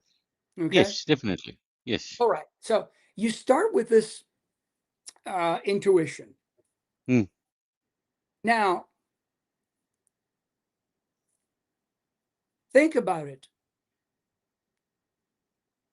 You're not possibly getting to the end of an infinite number of numbers of items. Mm. Then why should it matter the direction? Mm. Mm. Right? Why should it matter? Mm. Why would Exactly. it then be possible to go Mm. from a past infinity Mm. all the way to the present moment? Mm. It seems to me very, very symmetrical. There's no Mm. reason. I don't think anybody has a right to say Mm. that the symmetry doesn't work there. Mm. Now, Mm. there are people who say Mm. that. In my in Mm. my in my last discussion with sorry, No problem, sir. Please take the call. no, I don't have to take it. Oh, okay. In my last discussion with Alex Malpass, he kept arguing that he agrees with the first part, Uh-huh. that it's obvious you cannot get to the end, right? Yes. Yeah. But he says, logically speaking, Mm. I think, to me it doesn't follow that you cannot go from a past infinity to the present moment. And Mm. I kept pushing and asking him, give me a Mm. good reason why. Mm. Now the only reason is I don't feel that it's the same, and that is mm, not a good reason. You've got to give me some argument as to why mm, an infinity mm, cannot be traversed in one way, but it can't be traversed the other way. And mhm, it seems to me it's just impossible. Now, mhm, furthermore, I want to add this. How many temporal moments mm, are exist assuming that the universe is eternal? mm, How many temporal moments are prior to today? Well, the mm. answer is easy, Infinite. an infinity. Yeah. Now, the second question is, let's go back to yesterday. Mhm. How many temporal moments exist prior to yesterday? Infinity. An infinity. And the day Yes. before, and the day before. So you Infinity. see where the problem, what my problem is, at least, that Uh-huh. any point in time in the past that you choose, there's Mm, there's always the same amount, the same number of mm, moments, an mm, infinity. mm, And so I don't see how you go from past infinity mm, to the present. In fact, mm, absurdly enough, mm, if the past were in fact a collection, an infinite collection, mm, you would not be able to reach any point in the history of the universe of reality, because it will mm, always take an infinity of moments. In one of my articles, I describe this. I use the analogy of a mhm, staircase that mm, has an infinity of steps. uh-huh. And when you think about it in those terms, it would be impossible to traverse, to walk over Mm, all the steps all the mm, way down to mm, the lobby, right? The mm, present step. mm, Why? Because there is an infinity of them. So it mm, doesn't matter that this process has been going on from eternity. If it's mm, true that there is an infinity of steps, then no amount of time would suffice to get to the present moment or to the lobby in the analogy of the staircase, mm, precisely because there is an infinity of items. And mm, it seems to me that there are very good arguments, strong argument to show that an infinity of items cannot be mm, enumerated, cannot be mm, traversed, it cannot be mm, collected. mm. And so those are arguments. Those are good Okay. arguments. Okay. So here one thing On I the would like other to. side, the only thing that you can say is, well, by my intuition is that it's not the same, Mm, and I'm still waiting for an argument, a good argument uh, to show me that it uh, is possible to have an infinity of prior moments mm. and get to today. Okay. Sure. Okay. So few things. So just like to add over here is that so that that symmetry we're talking about. So there is a yes, definitely. So suppose there is a number line, and there is a on your left side. So there is all the negative numbers, and on Mm-hmm. your right side there is all the positive numbers, and in between there is zero. So now Yeah. when you look at the left, so it is just a just all the it is coming from the infinite and towards zero. And then when you meet zero, so you are going Yeah. towards the infinite with all the positive numbers you are going towards. Now suppose we are traversing from the negative infinity towards a positive infinity. So if we do that, so that is symmetry. But the problem is that so when you talk about zero, so zero, so Yeah. when we are coming from the negative infinity towards the zero, so that is actually what we are doing. We are coming from the beginningless towards a towards Right. the end of that beginningless. And when we are going Yeah. towards right, we are coming from like the with beginning, we are coming towards the endless, like that we are going. So if the symmetry breaks, the symmetry breaks over here. Now suppose if you are going, if you are from the negative one, negative, so from the last one. So you from your left side, you have started somewhere at the beginning, and somewhere Hmm. not beginning. So you started somewhere at in the infinite past, and now you were just counting down and down and down, maybe at the same rate, maybe 1 billion numbers per day. You were you were just counting down and down and down and down and down. So now, here the problem is that, so when we are talking about the infinity, so this infinity, where is this limits at that? It is not defined. We do not know where is the infinity. For example, if you see some of the examples like that, there is one Thomson lamp or something like that, right? Yeah. Right. So yes, or the Grim Reaper paradox and anywhere. So the problem is that when we talk about the infinity, this infinity is not defined over there. That what we Okay. are doing. For example, if I have a number of 1 - 1 +1 -1 +1 -1, and it goes to infinity, and I ask, what is the summation of this? What is the result? Now, if you see in this series, this infinite series, I don't know where this series ends. So that means if it ends with an even number, the summation will be 0, because 1 -1 +1 -1, these will cancel out each other. But if leads to a negative, so an odd number, so then the summation will be 1 over there, because there will be one left. But infinity, it looks it's look in such a way that it is ambiguous. So what we do in that case, we take an average of that. So the summation becomes the average, and the summation, the result, and the finite sum is half of that. Hmm. So now when we talk about the past infinity, so we suppose from the beginning less, we started counting for the infinite at one step, one step, one step, one step, one step, one step. Yeah. Maybe we are somewhere at somewhere. Okay, so maybe 10 to the power, 10 to the power, 10 to the power, 10 to the power, billion, billion, billion, somewhere like that.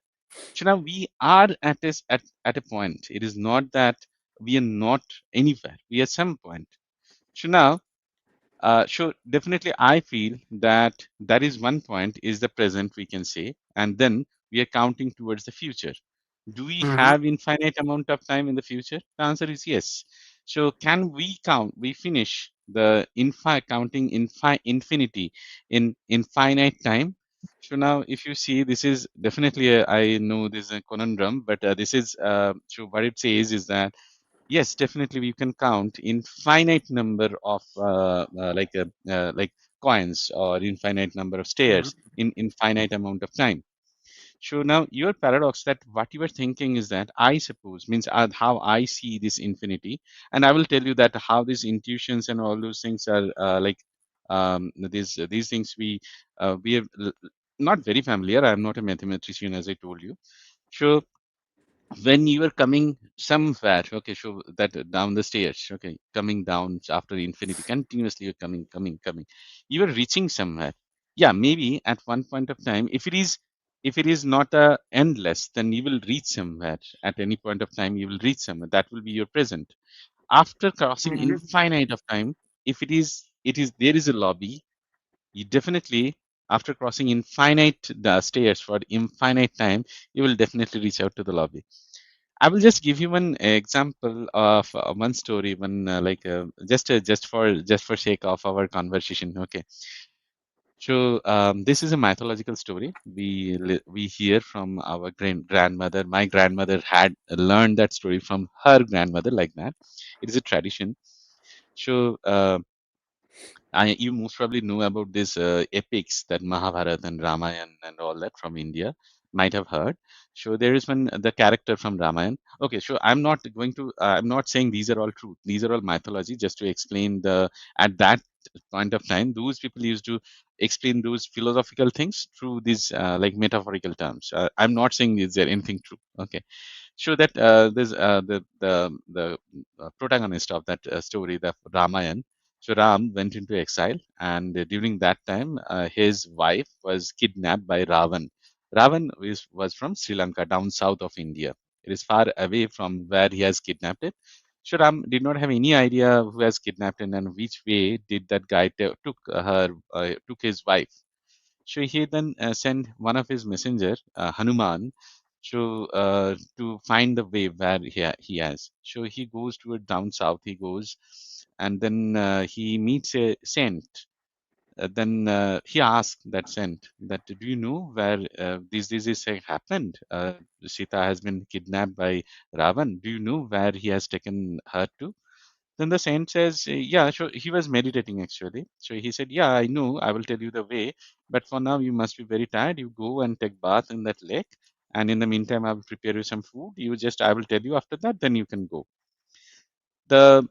This Hanuman, he had a ring from Ram, so as an identification that so that he can give it to Sita and say that okay, so he is the messenger of Ram. So then when he went for that to take bath, so he kept that ring on the bank of that lake, and the monkey took it and started running away. Hanuman started chasing.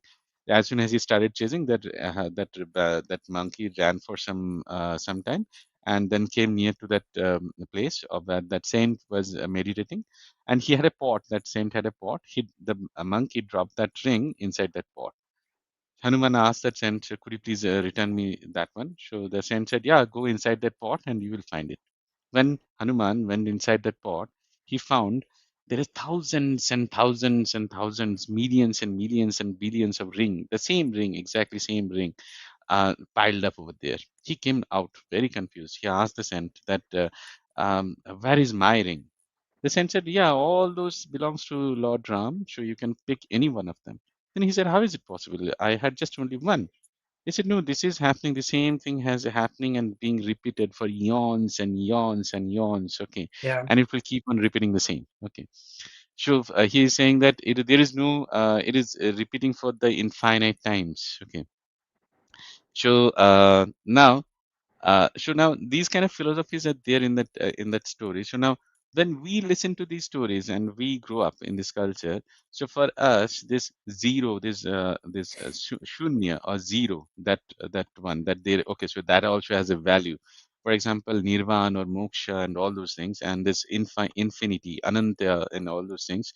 This makes for us this is very familiar for us. Okay, yeah, I definitely understand that infinity does not, many times it is not very intuitive. I know it 100% agrees. But infinity also I cannot take infinity like a finite term. So if there is a problem with the Hilbert Hotel, for example, the David Hilbert, that hotel that he talked about, when Yeah. you say, how can they accommodate someone in that hotel when it is saying full? So, but now when when I'm talking about that, thinking about that okay, this is full.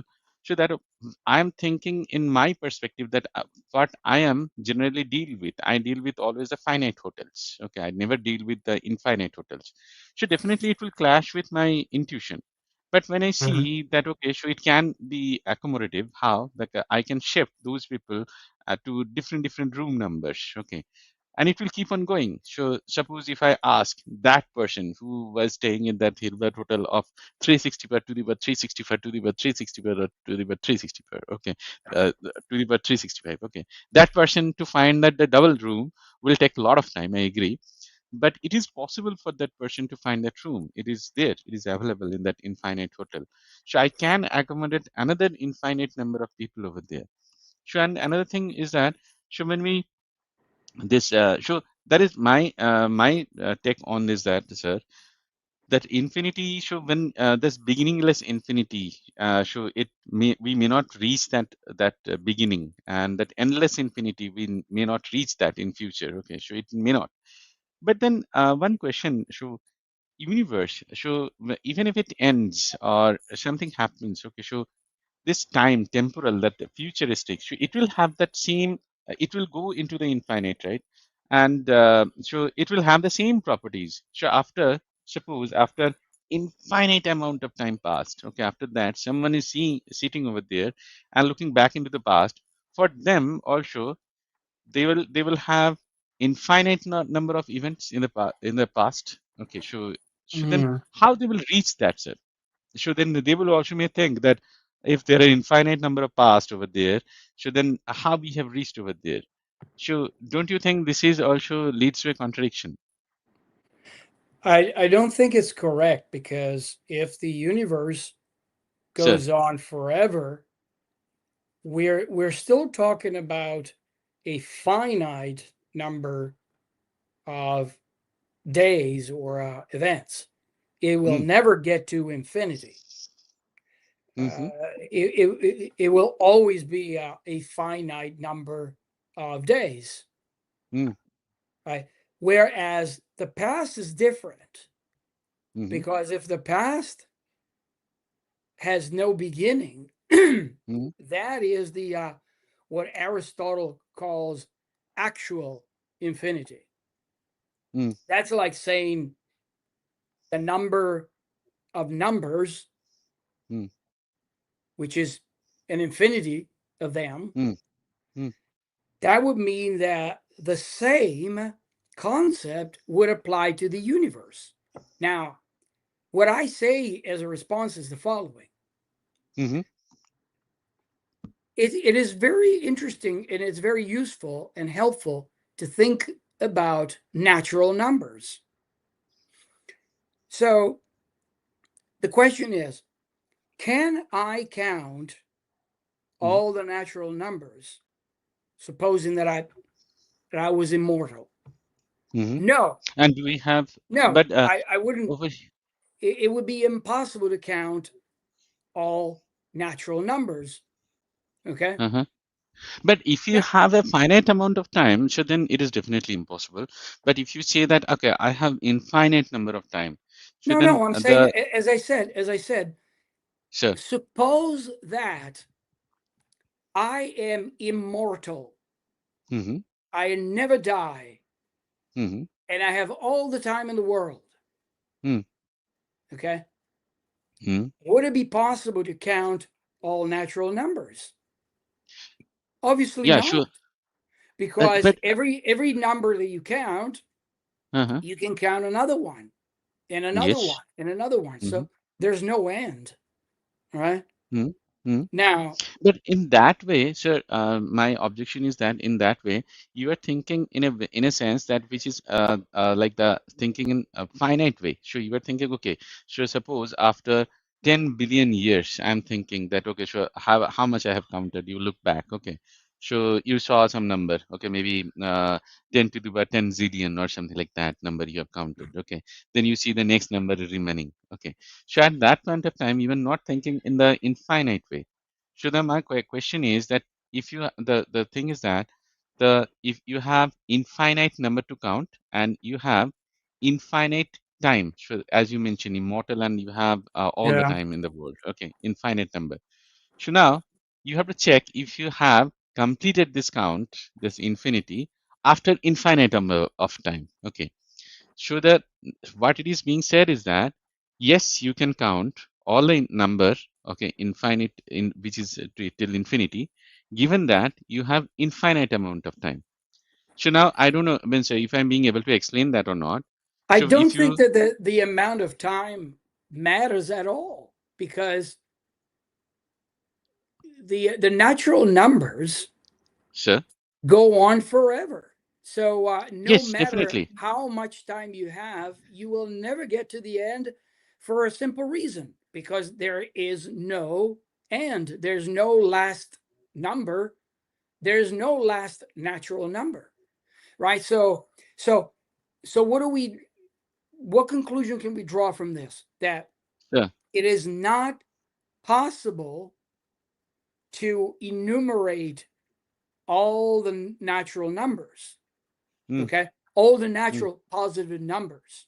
mm, Consequently, it necessarily follows, as far as I can see, mm, that if you or nobody can enumerate all the positive natural numbers, mm, it necessarily follows that no one can enumerate all the negative numbers. mm, And so, if that's not possible, if the universe is a sequence of moments, mm, if you suppose that it is an infinite number of a sequence of moments, mm, then by this logic, it would be impossible to get to the end, even if there is a present moment. So that's why I think it's symmetrical. There's no okay. reason there. I don't think that there is that we have any reason, any right to say Uh, that you can break the symmetry and say, uh, well, but if you begin from a distant past, an infinite past, mm, and you can and there is a present moment, you can come to the mm, present moment. But clearly, I mean, the present moment.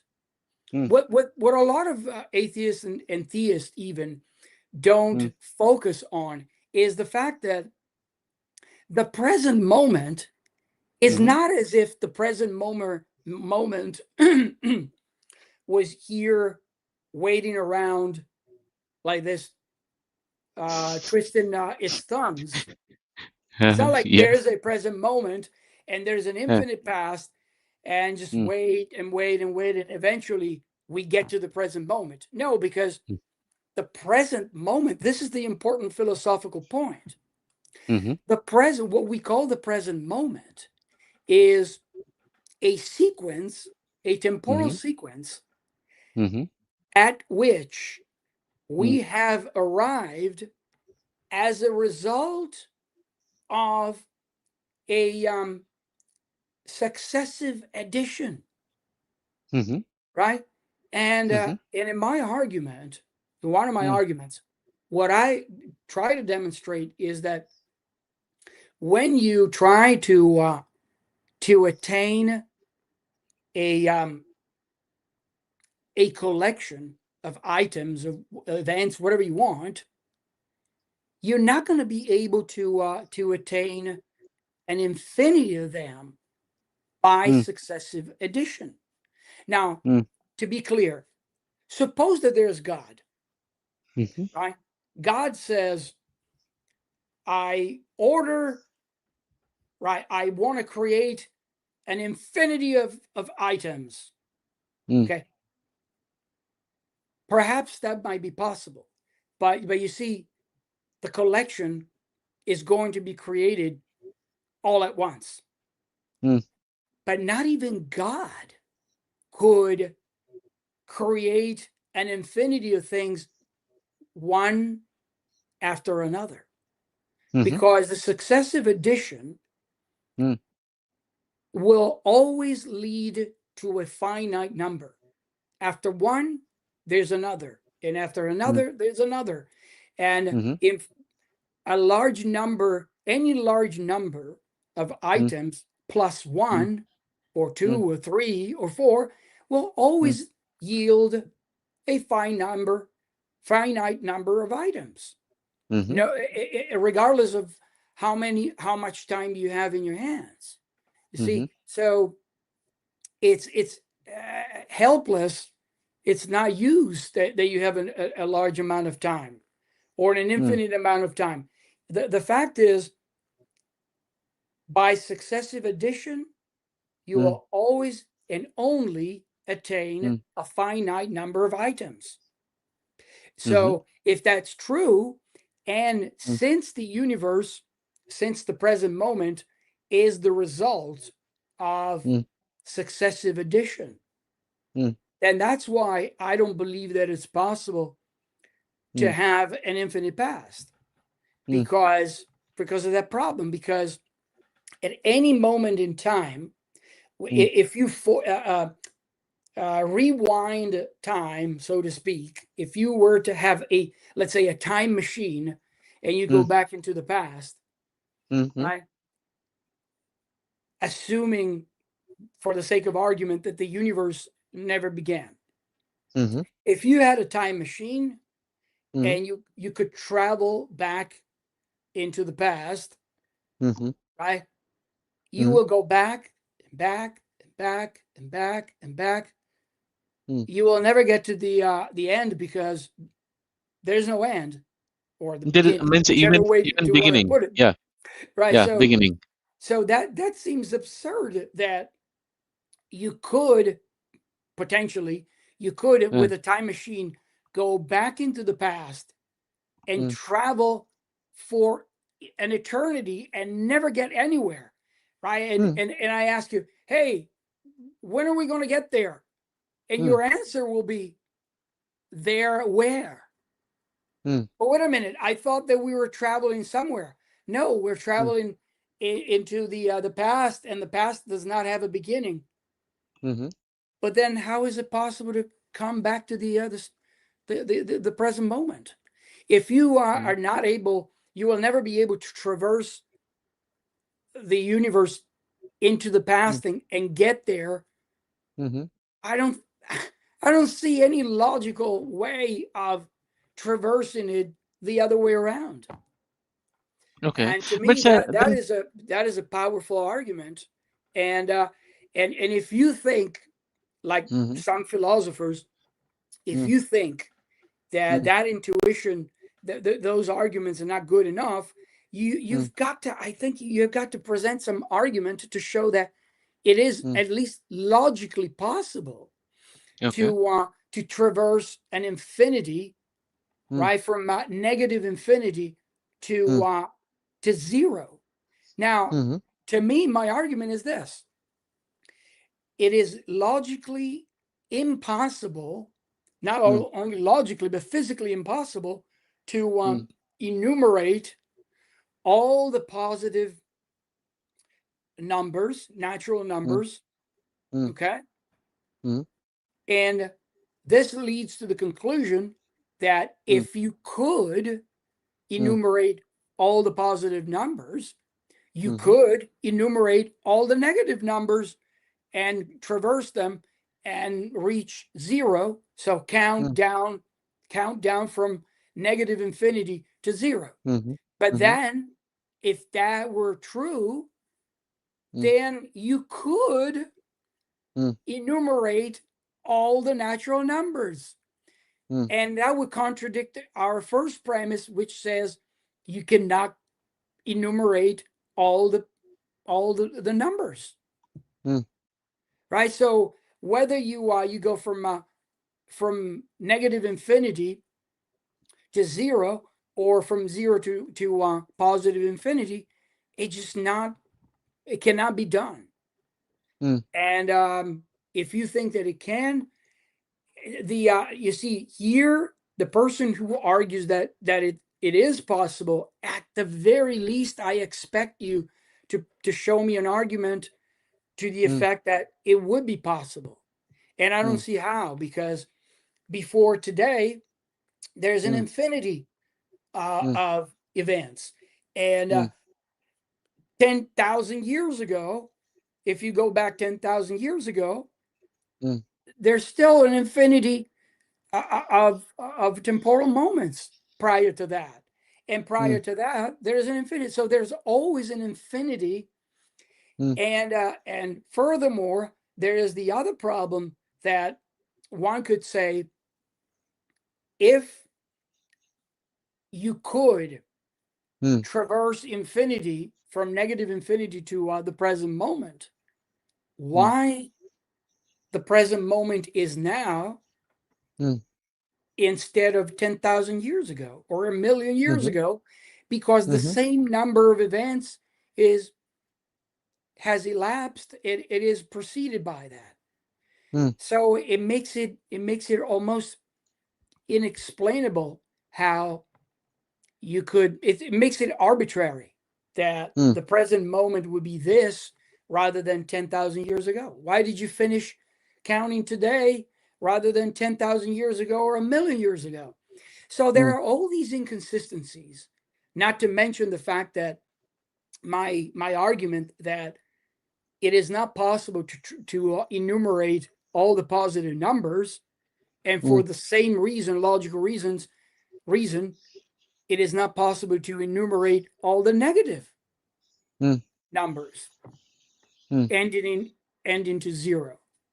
mm, So all these arguments together, I think they mean something. They make a strong cumulative overall argument against the idea of traversing an infinity. Now, mm, what you mentioned earlier is a different aspect of infinity. When you mentioned Hilbert's Hotel, that Uh-huh. is, I would say, it's a different aspect of infinity. We can talk about Mm. that, but Yeah, sure. I think it's useful to separate, Mm, on the one hand, the notion of traversing mm, an infinity and the existence of an infinity, which mm, would be uh, uh, uh, expressed by something like Hilbert's Hotel. mm. Okay. So over here, I have 2 points. So first thing is that you mentioned that suppose if I have a time machine and I'm going towards past and Yeah. kept on going, and at point of time you asked me that where are you, Amit, where are you? I said, sir, I'm at 1970. Okay. Then they said, okay, fine, sure, and kept on going, kept on going, kept on going.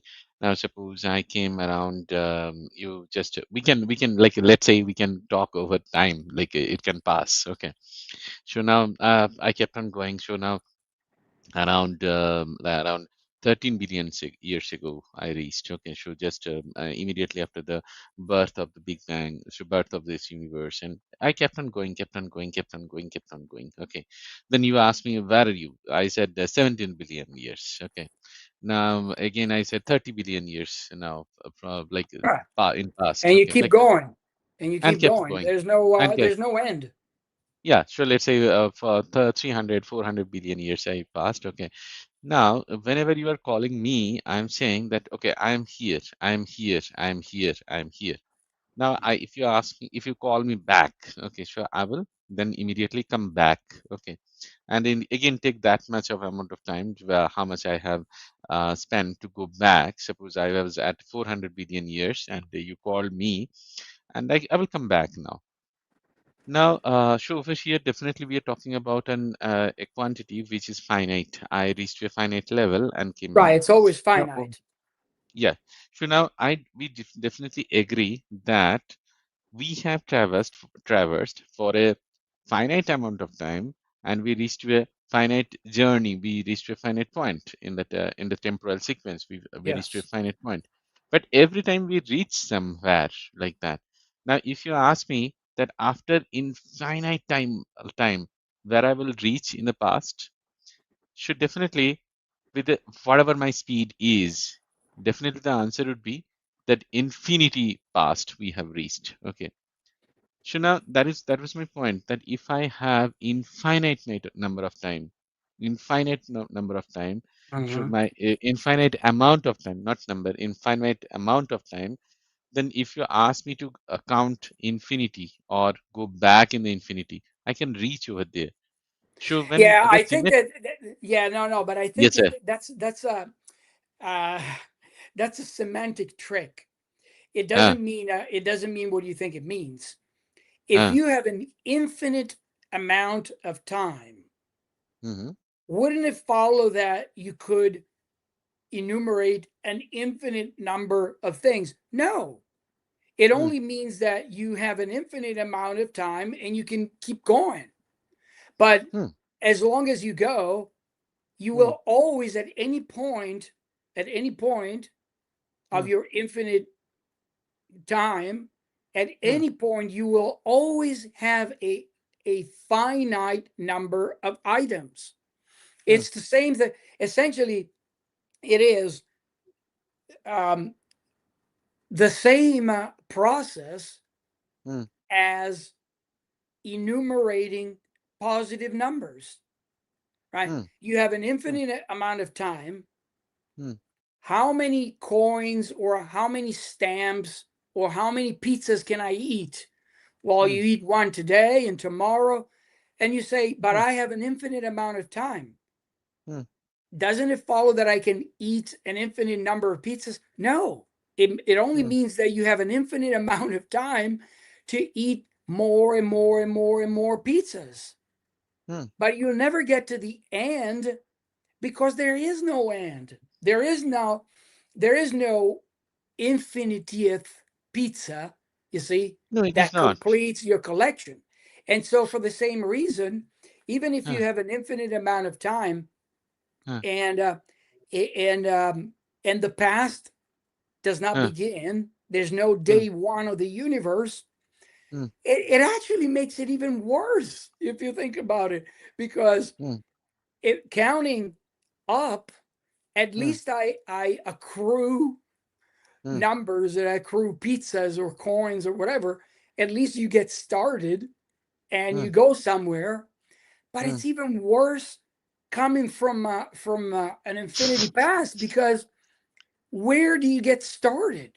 Now, some people might say, well, it doesn't matter where you get started. You don't get started because there is no beginning. But then Yeah. if there's no beginning, this process of counting Uh, just goes on and on and on and on. And yes.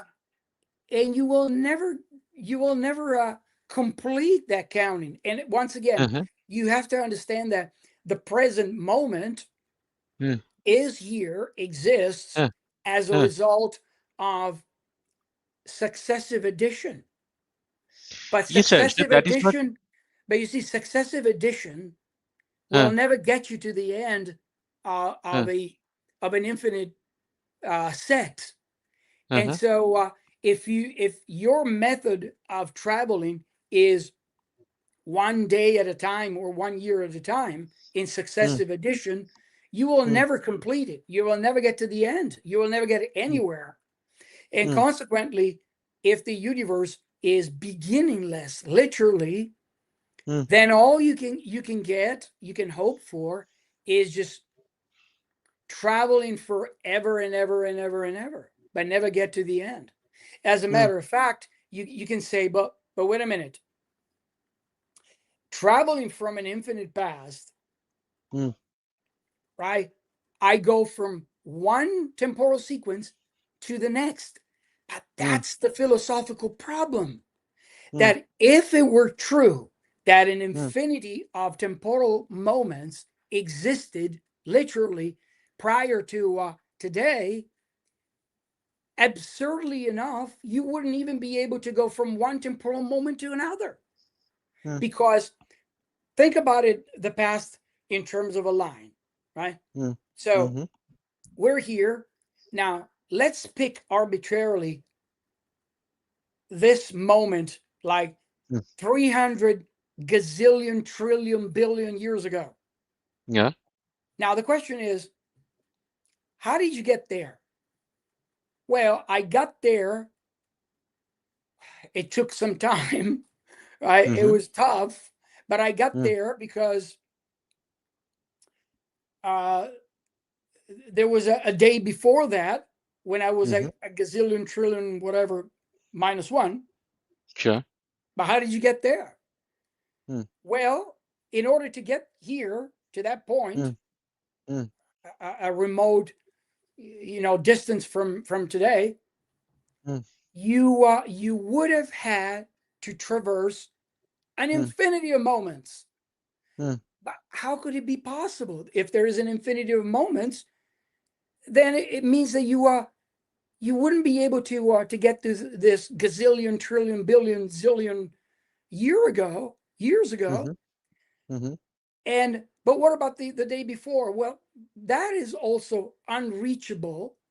mm, And the previous one is unreachable. And the previous one is unreachable. So as it turns out, mm, if it were true that mm, an infinity of moments existed in the history of reality, mm, it, the conclusion would be absurd that you wouldn't be able to even move to the next. mm, mm, Because in order to get anywhere mm, in this line, temporal mm, line, mm, you would need to traverse an infinity mhm, of moments, and that is mm, impossible.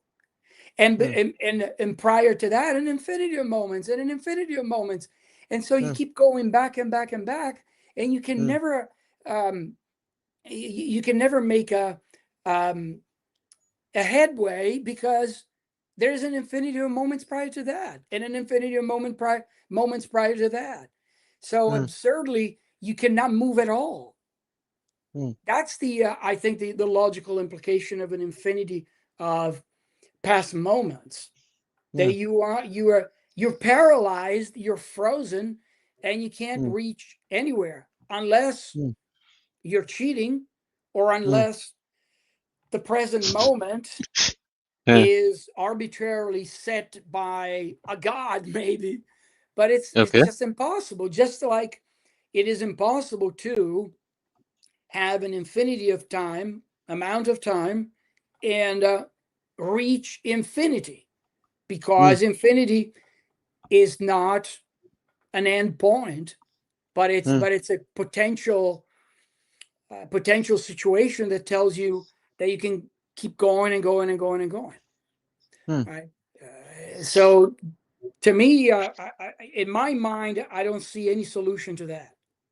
Okay, so over here, so my argument is that, or my objection is that, over here, suppose you were thinking about 2026 as the present moment, okay, but No. let's say there is no level of that, okay, and we have started our journey towards future from infinite past for infinite of time. As you mentioned that in your analogy also you are talking about it, that you were reaching somewhere, maybe 300 billion years, zillion years, gazillion years, or Mhm. somewhere like that. Okay. We are reaching somewhere. We are going, so from the beginningless, we have started somewhere in the infinite past. We have somewhere, and we kept on coming, kept on coming, kept on coming, kept on coming, and we are reaching somewhere. It may not be just it may be like a suppose we are 1 second we have traveled. Okay, so next moment. Okay, let's say that Planck moment or Planck time. Each and we are crossing this Planck time continuously. Okay, and Mhm. after infinite of amount of time, if you see and look back, that yes, I definitely agree. There is another infinite amount of time is there to traverse. But when you look back, But you it is see we have also, reached somewhere. it is also in front of you. There is an infinity Yes, there of is infinity. moments. Is agreed, 100%. But if you see Right. that we have reached somewhere, we Well, are but so that's my as argument. But that's my very yes, sir. argument, that you couldn't even reach that point, because Yeah, so that is what. it will So require um, traversing prior to that moment. It will always require traversing mm, before you get there. I mean, mm, it's a little bit similar to the Zeno's paradox. I don't know if you're mm-hmm, familiar with that, and that's the yeah. point. The point of Mm, Zeno's paradox is that as you um, cut the distance, you mm. can go on forever and ever and ever and never get to the end, and for that reason, you cannot travel from A to B. Yes. That's a good illustration of the problem, Huh. right? Because But in that if you assume an infinity uh, of temporal sequences, uh-huh, you have to deal with Zeno's problem, which clearly says, as you create, right, as you traverse one moment to the uh-huh, next, uh-huh, you always have one in between, and the one uh-huh, in between has one in between, and uh, so the conclusion, Zeno says, you will never get to from A to B. It would uh-huh, be impossible. Not only uh, impossible to go from A to B, uh-huh, but it's also impossible to go from A to whatever it's in between, and what's mm, in between whatever it's in between, and what's in mm, between whatever it's in between whatever it's in between. Right. mm, So in a way, what Zeno's paradox stems from is that Zeno wanted to vindicate um, Parmenides' idea that their reality is fixed, that mm-hmm, time doesn't elapse, that motion is impossible. For that mm, reason, because if you have an infinity of things, of portions of space, or items or events, mm-hmm, it's not only that you cannot travel from A to B. mm-hmm. I mean, let's use the alphabet from A to Z, right? Sure. But you cannot even go from A to H, because to Mm-hmm, go from A to H, you have an mm. infinity of Distance. subsequences Uh, in between, mm, and between those subsequences, you mm, also have an infinity of subsequences, and mm, between those subsequences, you have more, and mm, in a way, that is the point of Thomson's lamp, that some mm, people dispute, and that's the point of Thomson's lamp. That if you mm, could have an infinity of temporal sequences between, let's say, 3 p.m. and 3:15 p.m., then it would be impossible. Well, the Thomson's lamp is slightly different because, according to Thomson's lamp, at mm, 3:15 p.m., mm, you cannot tell whether the lamp is on or off, mhm, right? As a result, and yet the lamp has to be either on or off. But the mm. point is, I think the point is well represented by Zeno's paradox. Okay. That, and so that's why I argue that it's not that the only problem is not that you couldn't reach the present. You couldn't reach Mhm, any moment in this mhm, timeline, mm, because before reaching that moment, as Zeno mm, points out, mm, you would have to have reached a half point of that, mm, and before that, a half mm, point of the half point, and so mm, on and on and on, and you're off mm, to infinity. mm. And So, but over here, that's the huge problem for me. okay. So, but over here in the Zeno's paradox, so if you sum of all this half plus 1 by 4 plus 1 by 8, 1 by 16, and like that to infinity, so it has a finite sum, we see Yes, 1. that yeah, that's true. Yeah, and how we can prove that? So suppose I have a square and I can keep on making half of it continuously, half of that part, the second part, and then half and half. Then we see so the summation is exactly 1. So there is a finite sum. So Yeah. if there is a finite sum, so then I definitely can cross from that finite sum. I Well, definitely can but cross. Zeno says that you cannot cross it. Mm-hmm. Yes. The intuition is you're correct.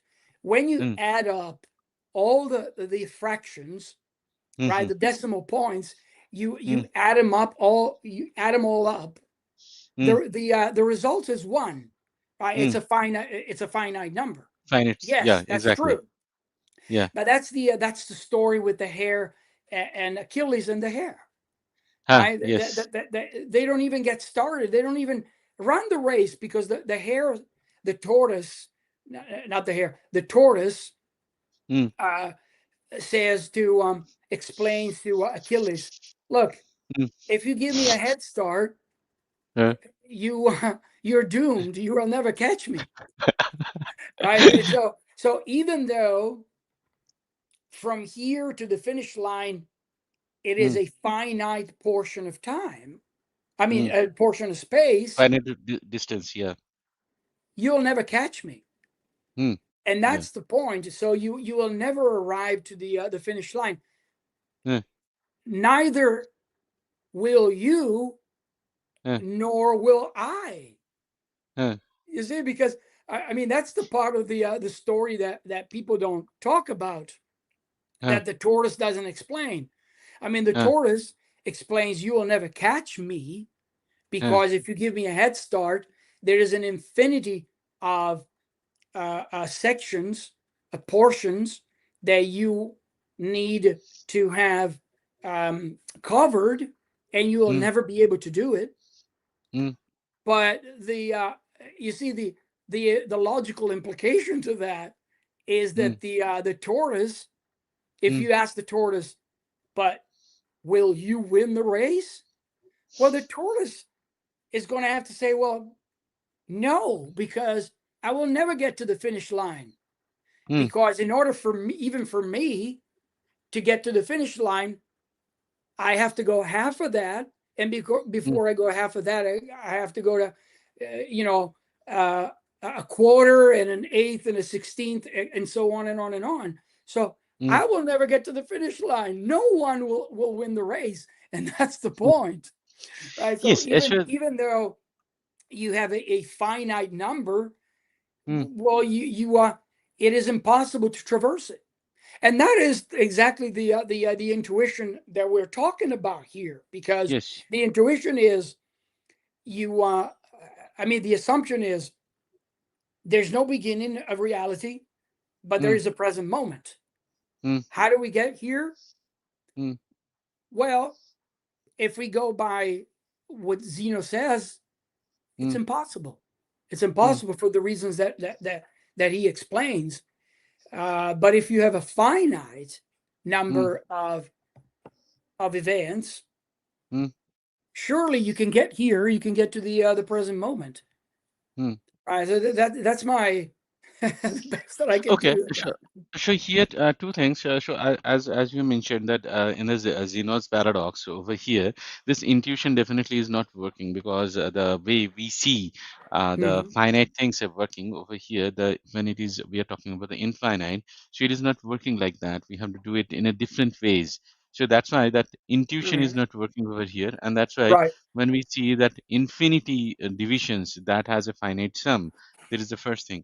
And another thing I always show that is what my always the objection was with these kind of arguments is that so Mhm. we are fixing a goal over here that you have to reach today as a present. Okay, so now my point is that so I can reach at somewhere where we are traversing through the path of this temporal events where we are Mhm. traversing for infinite time. Okay, and we are reaching somewhere, and those things when we are looking back at and not looking back when we are just realizing we are realizing that as a present. So that means what I'm trying to say is that so if we keep on going on that number line forever and ever and ever and ever, okay, Yeah.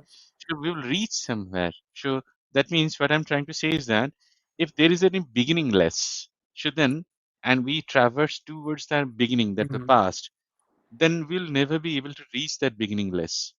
The problem here, and so okay, so before that, so and also, so if it is endless, if we start going over there towards the end, we will never be reaching to the endless end of the endless because it is endless. So now over here, the problem is that the infinity, when we are talking about that, that infinity, so that is, it is Yeah. not defined.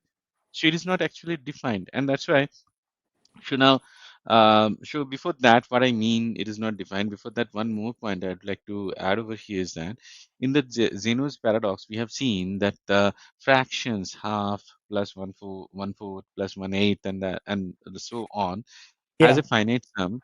Just like that, if we add the all the numbers, okay, so that means I mean the natural numbers, that is 1 plus 2 plus 3 plus 4 plus 5 towards infinity, it Yeah. also has a finite sum.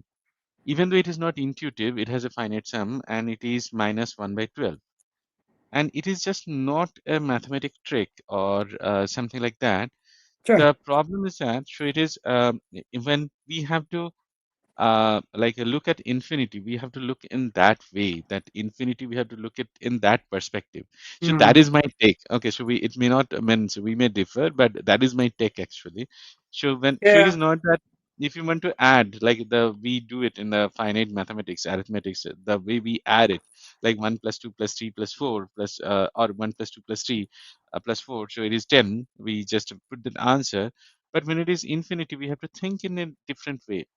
The problem with infinity is that it is not defined always. So that's why when we are talking about the that's why Cantor, so he is coming up with the theories, set theories, and all those things. When he's coming up with that, so he is looking at from a different perspective. So if you see that over there, so this subtraction does not work over there like we do in our arithmetic. So the subtraction we work Yeah. in that. Why? Because suppose if I say, sure, as many people make this objection, and I was watching a video by William Lane Craig over there. He is saying Mhm. that suppose there is an infinite number of people in that hotel, and you just ask the odd number of people to check out. So again, Right. that odd number of people checked out, and still there are infinite number of people. But now, if you say that okay, so less than so all the people except room number 1, 2, 3 checks out, then infinite number of people left, but still three remains. So now at one place, that infinite minus infinite is becoming Yeah. infinity, and somewhere infinite minus infinity becomes three.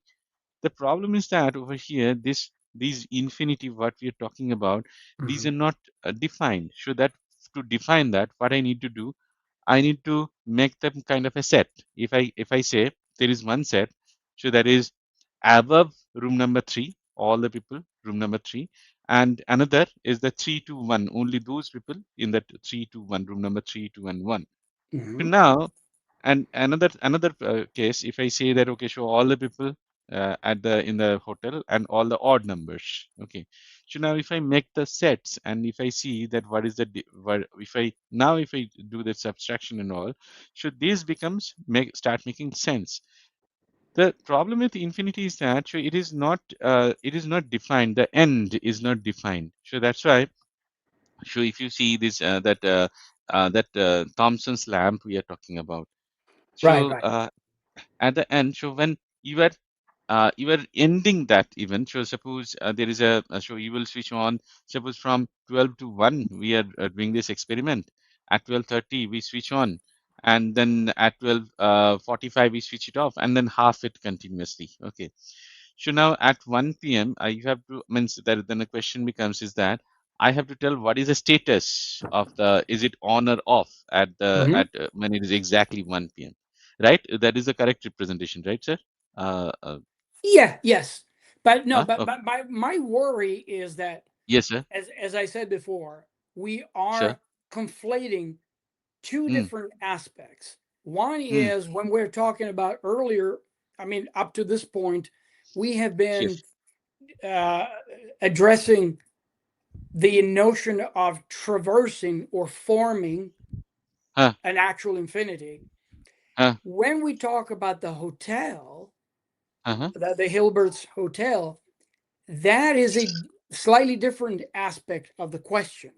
The question Mm, of whether actual infinities do exist.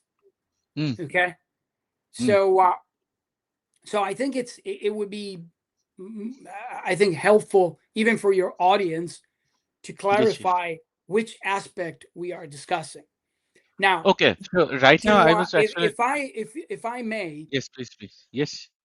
maybe we can I can summarize what we have said so far, and then we move on to the next step. Now, Sure. so far we have been discussing the notion of whether it might be possible to traverse or to enumerate an infinity of items. Mm, My position is that no, it's not possible. It's not mm, possible, especially if you create. It is impossible to create a collection, for example, a collection of coins that mm, contains an infinity of coins by successive addition. Now, the reason why that's relevant, that is important for what we are talking about the Kalam, is because, and I repeat it, I said it before, what a lot of people don't focus on in these types of discussions is that when we talk about reality, we cannot talk about reality as if the present day exists, it's here waiting for us to reach it, right? And so you go from infinity, and little by little, little, you you reach the present uh, uh, as a successive edition. Now, mm, the right way to look at it is that we go from the past, mm-hmm, and as time goes on, a new temporal sequence comes into being, essentially, right? mm, So we're moving from an infinite past, and as the sequence progresses, it always creates a present moment, which it would be the last, right? But this present moment where we are here talking to each other is not here. It hasn't been here forever, but supposedly it has been reached by a successive addition. And the argument that I support is that cannot form mm, a collection that contains an actual infinity of items by successive addition. mm, Now, if the universe were beginningless, mm, that would entail that you could form a collection that contains an actual infinity of items by mm, successive addition. mm, But I support the argument that it's not possible. It's not possible because when you count one mm, item after another, you cannot get to an infinity, right? mm.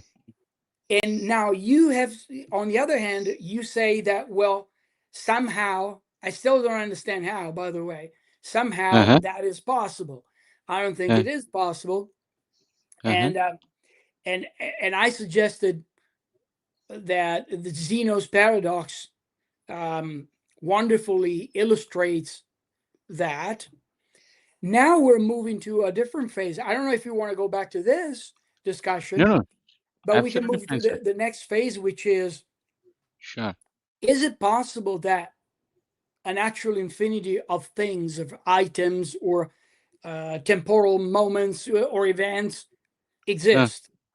And okay. that is when philosophers, typically theists, use Hilbert's Sir, paradox.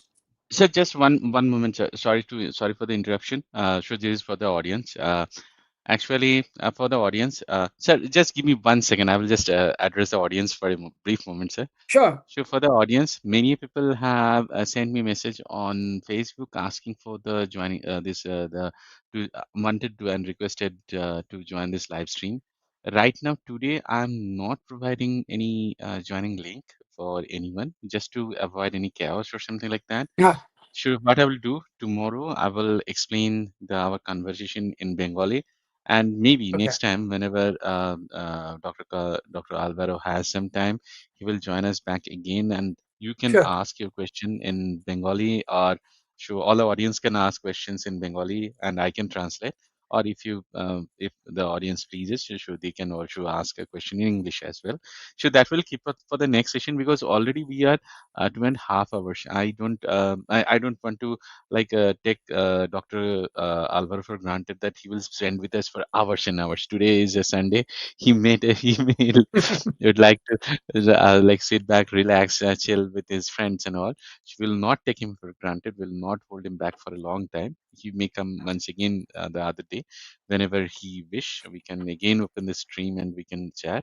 So today I'm not adding anyone, and sir, I have added you the so for the all the audience and Dr. Alvaro for you also. I have added the link of your book that is Deism, a rational journey from disbelief to the existence of God. If anyone likes, you can check that. I have added the link of the Amazon.in also.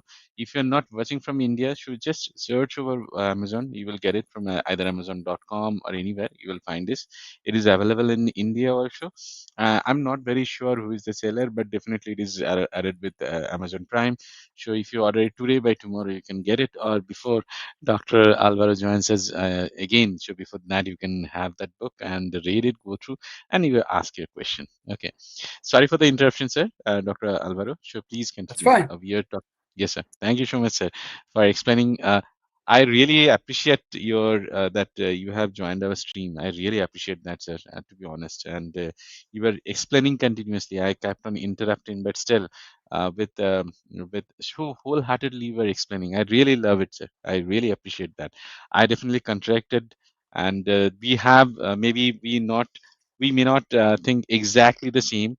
I have lots of questions and all, but you listened to all the questions with patience, and you kept on answering without being at all annoyed. You kept on, you maintained that very. I know that I saw some of your rating of your classes. Okay, so some courses I saw, somewhere I saw it is 5 out of 5 rating. Now I know why. Sure, that I really understand now, that why they have people have your students have rated your courses like 5 out of 5, and that is also not one or two student. It is many hundreds of students has rated 5 out of 5. So why they have done that, I know. Could you please continue your argument, sir? Okay, Sorry. so Yes. so now the second question regarding the infinity is that you brought up is the existence of Mm, an actual infinity mm, in the physical world in real life, and that's where the Hilbert's Hotel comes into play. Now the Hilbert's Hotel, I don't know if we should describe that for your audience, but I guess that they can look it sure. up.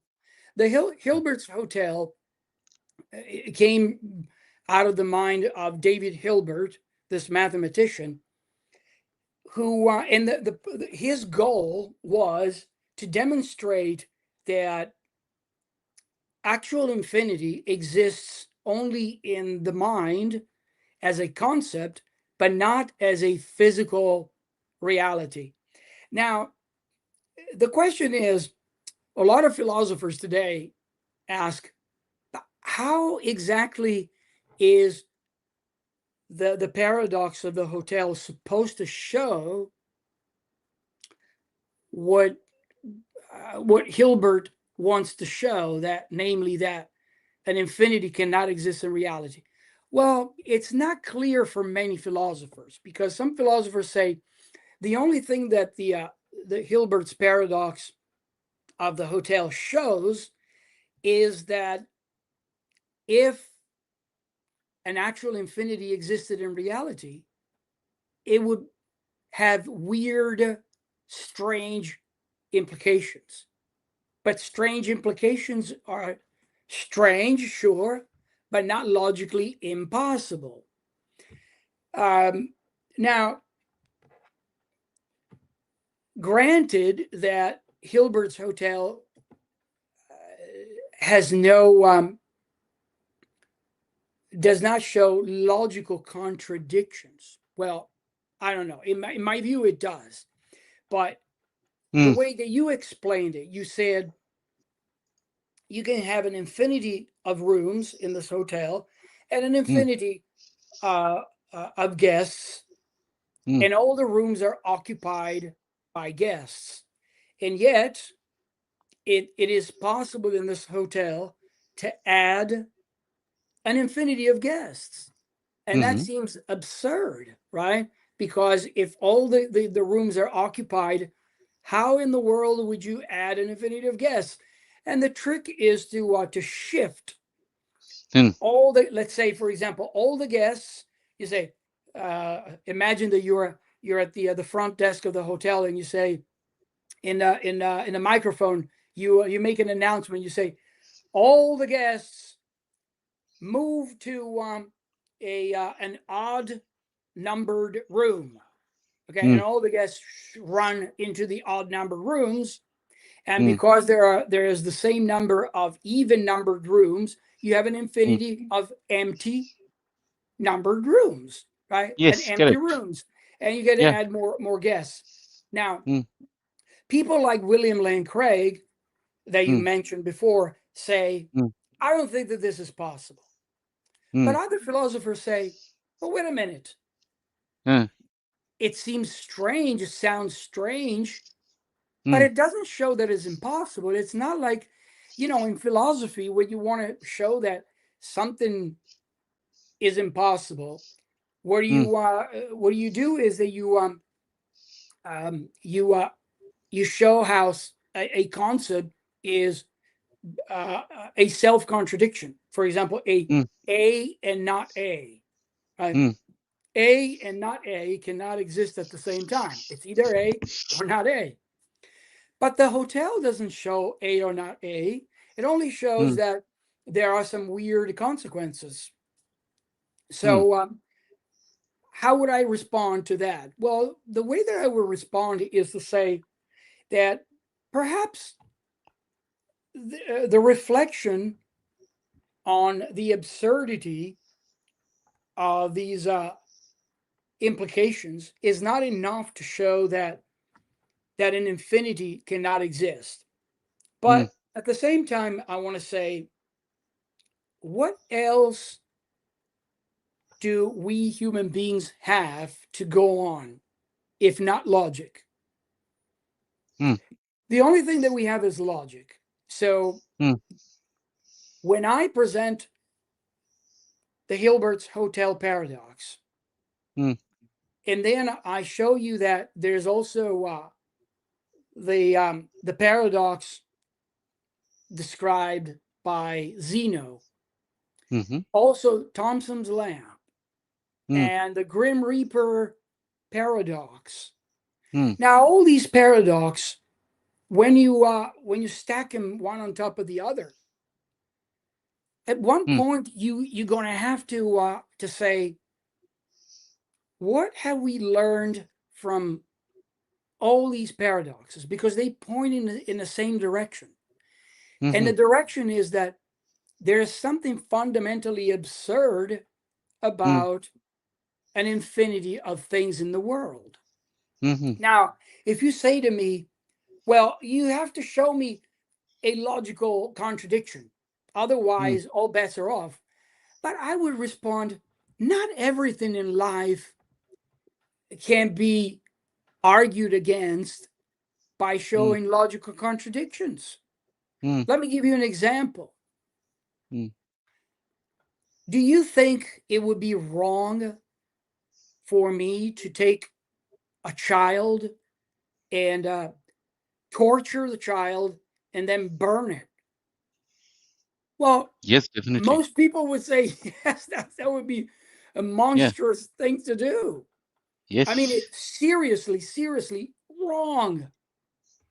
But my question to you is, when I teach ethics at the Mm, university, I always tell students, can you demonstrate to me logically that it is wrong? mm, And that's not possible. It is mm, not possible to demonstrate logically, as David Hume pointed out, mhm, from an it is not possible to get out an ought, right? So mm, it's not logically possible to demonstrate that it is wrong. So what do we learn from this? Well, we learn that it's not the case that everything in life that we want to demonstrate, whether it's true or false, mm, we require the standard where we have to present an argument showing that the concept is uh, logically contradictory.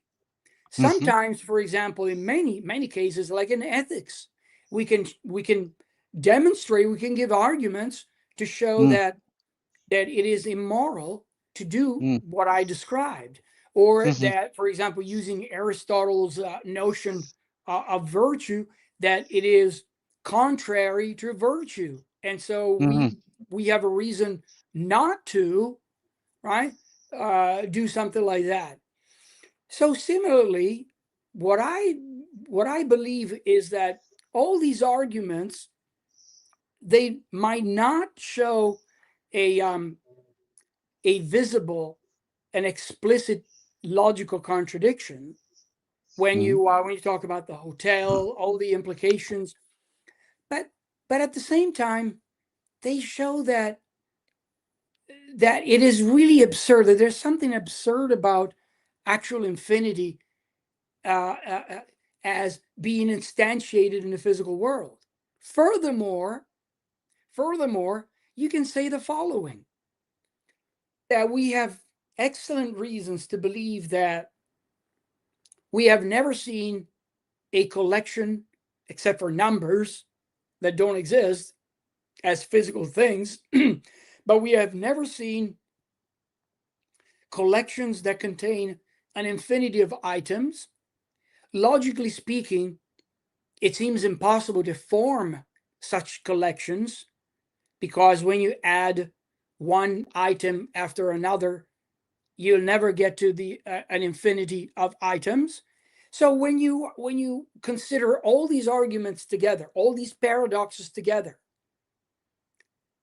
it seems that you have a very strong intuition that infinity, as far as I can tell, I've done my work honestly, and as far as I can tell, an mm, infinity of things cannot exist. mm, I think that's the best that we can do.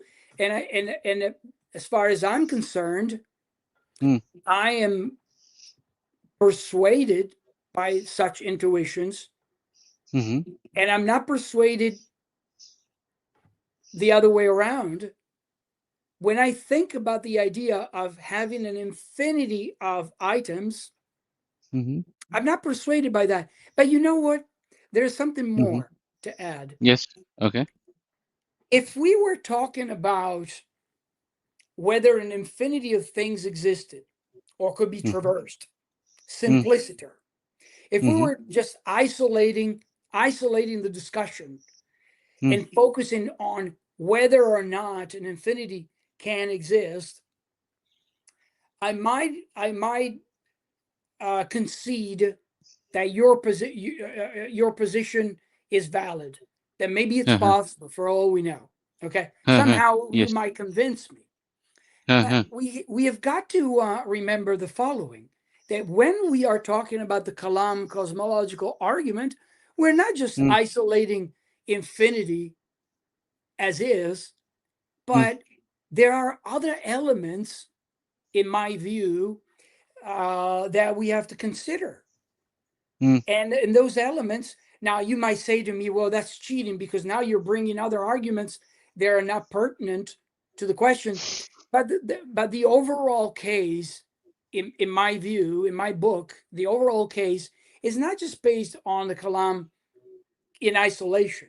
The mm, overall case is that even if I accepted that an infinity of items or an infinity of events could exist, mm, now I'm reflecting, would it be possible that the universe mm, is just a collection of moments, mm, one after another, mm, and everything else, um, the um, the beginning of life, the beginning of consciousness, mhm, the laws of nature, mhm, the fine tuning of the universe, the mhm, existence of morality, of moral mhm, laws, of moral value, mm, aesthetic values like beauty.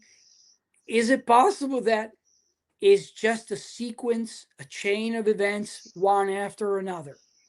mm, No mind, no cause, just stretching back to infinity. That's when I personally am convinced that there must be a creator of the universe. mm. Right. So I don't know if you would consider this as cheating, because now I'm deviating from I, I'm deviating from the Mm, Kalam, and I'm uh, bringing into the picture, into the discussion, other things. But to tell you why, if you were to ask me, well, why do you, in the end, why do you believe that in this deism and the existence of a mind, of a God? Well, this is the mm, reason, because the Kalam is just one of the pieces of the puzzle, mm, right? And when you put all of those together and you go back and reflect on the Kalam, it is easier for me to say that, mm, well, that all those arguments, and for example, quantum fields or quantum positions, mm, and particles coming out of, all those don't do anything, do mm, not add to anything mm, substantial to me. mm, All those are just clever and crafty and and extravagant attempts to hold on to materialism. mm, And I have problems, many problems with materialism. This is why, in light of all this that I mm, described, in mm. light of all that, that's why I think the premises of the Kalam are more plausibly true than not. Okay, See, got it. so maybe So, this helps you, understand where I'm coming from better. Yes, definitely. Yes, and that's why at the very beginning, I asked you that why, as I mentioned, that most of us just they're like born and brought up in or raised in a family with religion and all those things that influenced, and how you have like a if how what was the influence on your thought regarding this deism and all. Yeah, So that's why I started that question. You explained that also well. Yeah, definitely. I understand that how you why you have came up with that why you have came to become a Kalam cosmological a proponent of Kalam cosmological argument. I definitely understand. But before that, a few things. Sir, do you have today? Should we close the live? It is almost 2 3 hours almost. Okay.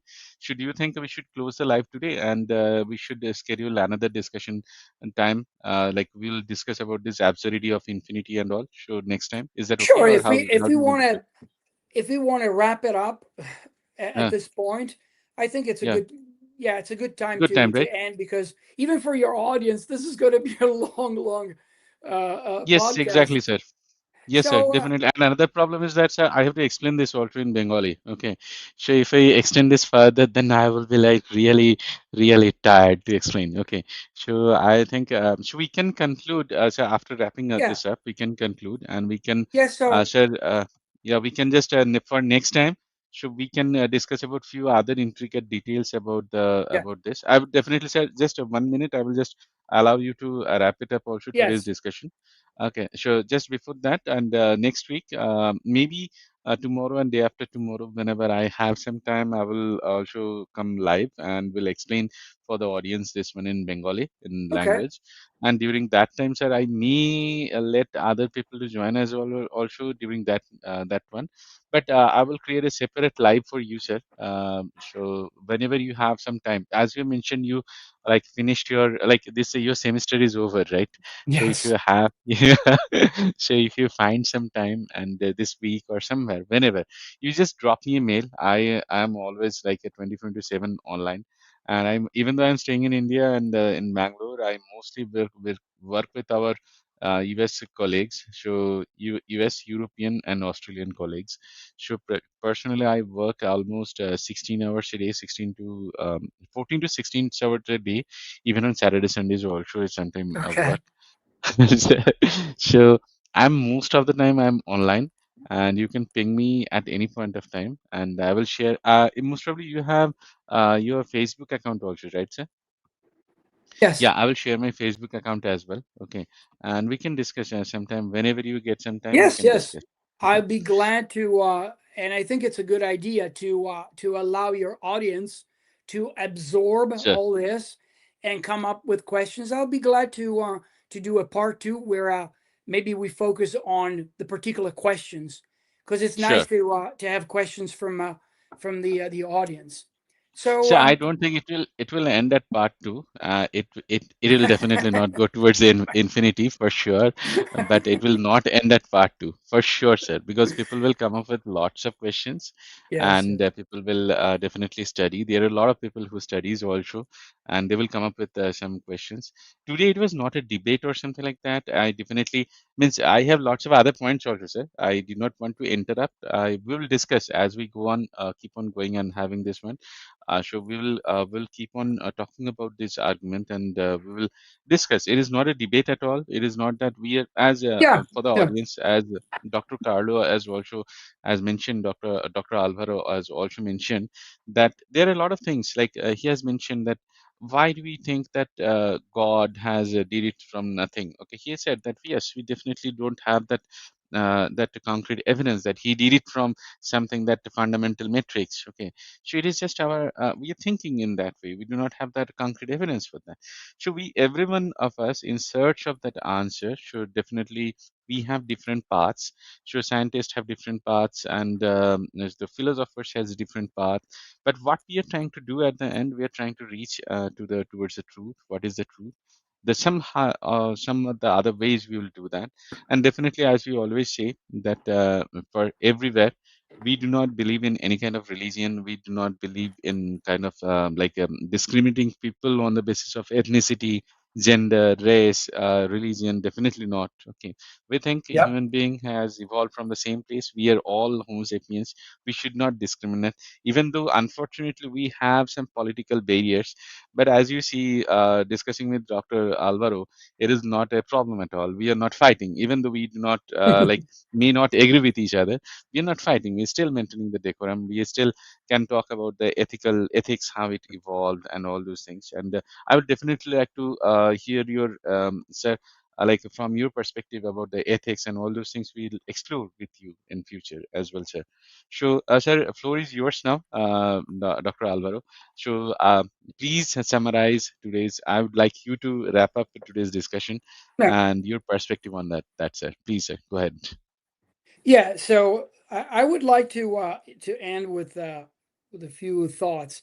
So first, you said something very very important. Sir, It's before something. that, sir, just a second. There is a comment. So one person has Oh, mentioned interesting discussion. We need the whole semester. As I told you, sir, it is not going oh, to end in one discussion or one or second episode. It will continue. Sorry for the interruption. Very sorry. Sincere apologies. Please continue. Sorry. Very sorry for that interruption, sir. yeah. I Please. was saying you said something very very beautiful, and something that might that the whole world and politicians should take into heart the fact Hmm, that two parties might disagree on fundamental questions, but nevertheless, they can sit down and peacefully and respectfully discuss those differences. That's the way in academia discussions are supposed to be done. And in politics and in the world politics, that's the way things should be done rather than sending missiles and killing innocent people. It's sure. really Definitely, horrible. sir.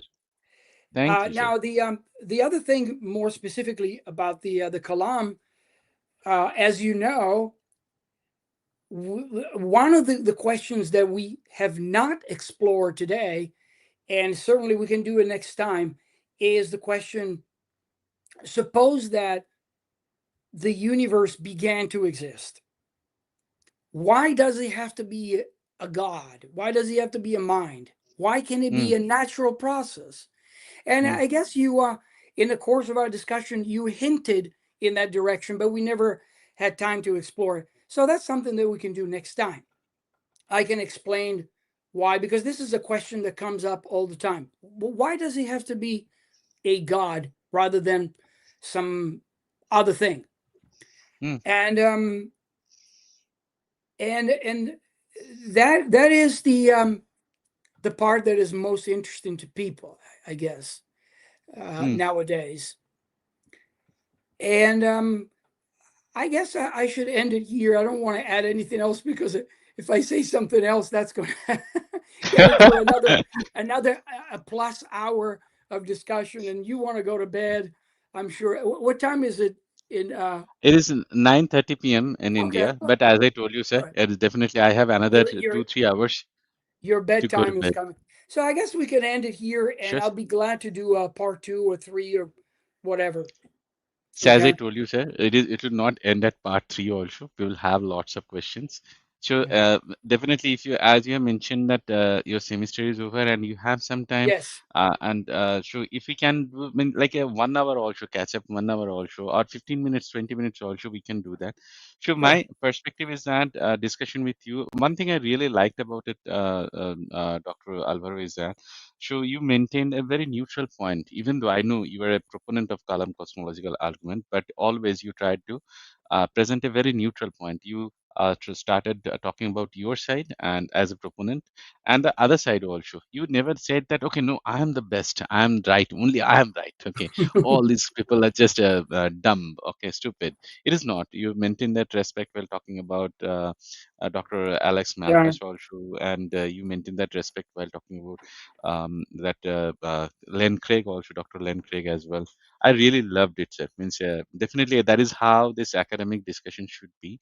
What my like purpose is that to discuss with you, even whenever you have some time. I know, sure, it is not that this kind of a like a discussion educating others. Other side, it is not even. It is the other side of India, sir. I world it is. So you are educating. Definitely, I really appreciate that, and we will catch up. And next time, we will Yes. add maybe some guests at the end, and in between, I will explain for everyone so that everyone comes prepared.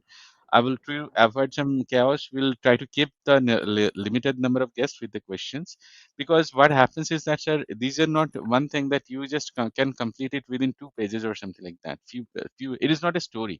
So there are a lot of things, as you mentioned, that why you talk about become a proponent of Kalam cosmological argument. So there are a few other things also. It is not only this discussion. There are a few things you talk about, that fine tuning. You talked about that some other things like how the mind came and all those things came. You considered every single thing. You saw the whole picture, and then you decided, okay, sure, this is what things most logical for me. Sure, yes, definitely. There are all lot of other intricate details and lot of other, like a lot of other things to talk about, and we need to justify. It means we need to discuss about those things. So we will keep maintain that neutrality of this discussion. Anyone can join the stream maybe next time when I discuss, and I promise that I will discuss tomorrow or day after tomorrow whenever I get some time for the audience. I will discuss this in Bengali for sure. And okay, so we'll close this live. We will end the stream here. Thank you so much, Dr. Alvaro, for joining the stream. Thank I you for really having me. appreciate. Always welcome, sir. It is my pleasure. You don't have to say thanks. It is us who should say thanks. Who should thank you because you found some time out of your busy schedule and you like accepted the invitation. I know this is Sunday morning. You must maybe just wanted to chill and all. In between, I just drop you a mail out of nowhere. You don't know us, but you really I appreciate that. Like without knowing us or knowing me, you just accepted that. That okay, sure, it shows the quality of a good teacher who is always willing to teach and from the all perspective. It is not that just I will teach whatever I think is correct. It is not. You started, you try to teach us, educate us from the various aspects. You talked about the different philosophers who like opponent, not only the proponent of the Kalam cosmological argument. So thank you so much for being here, sir. I really appreciate it. And we will close the stream here. I'm just closing the stream and ending the stream. And so thank you so much, Dr. Alvaro, once again. Really appreciate it. Thank you. It was a pleasure. Thanks.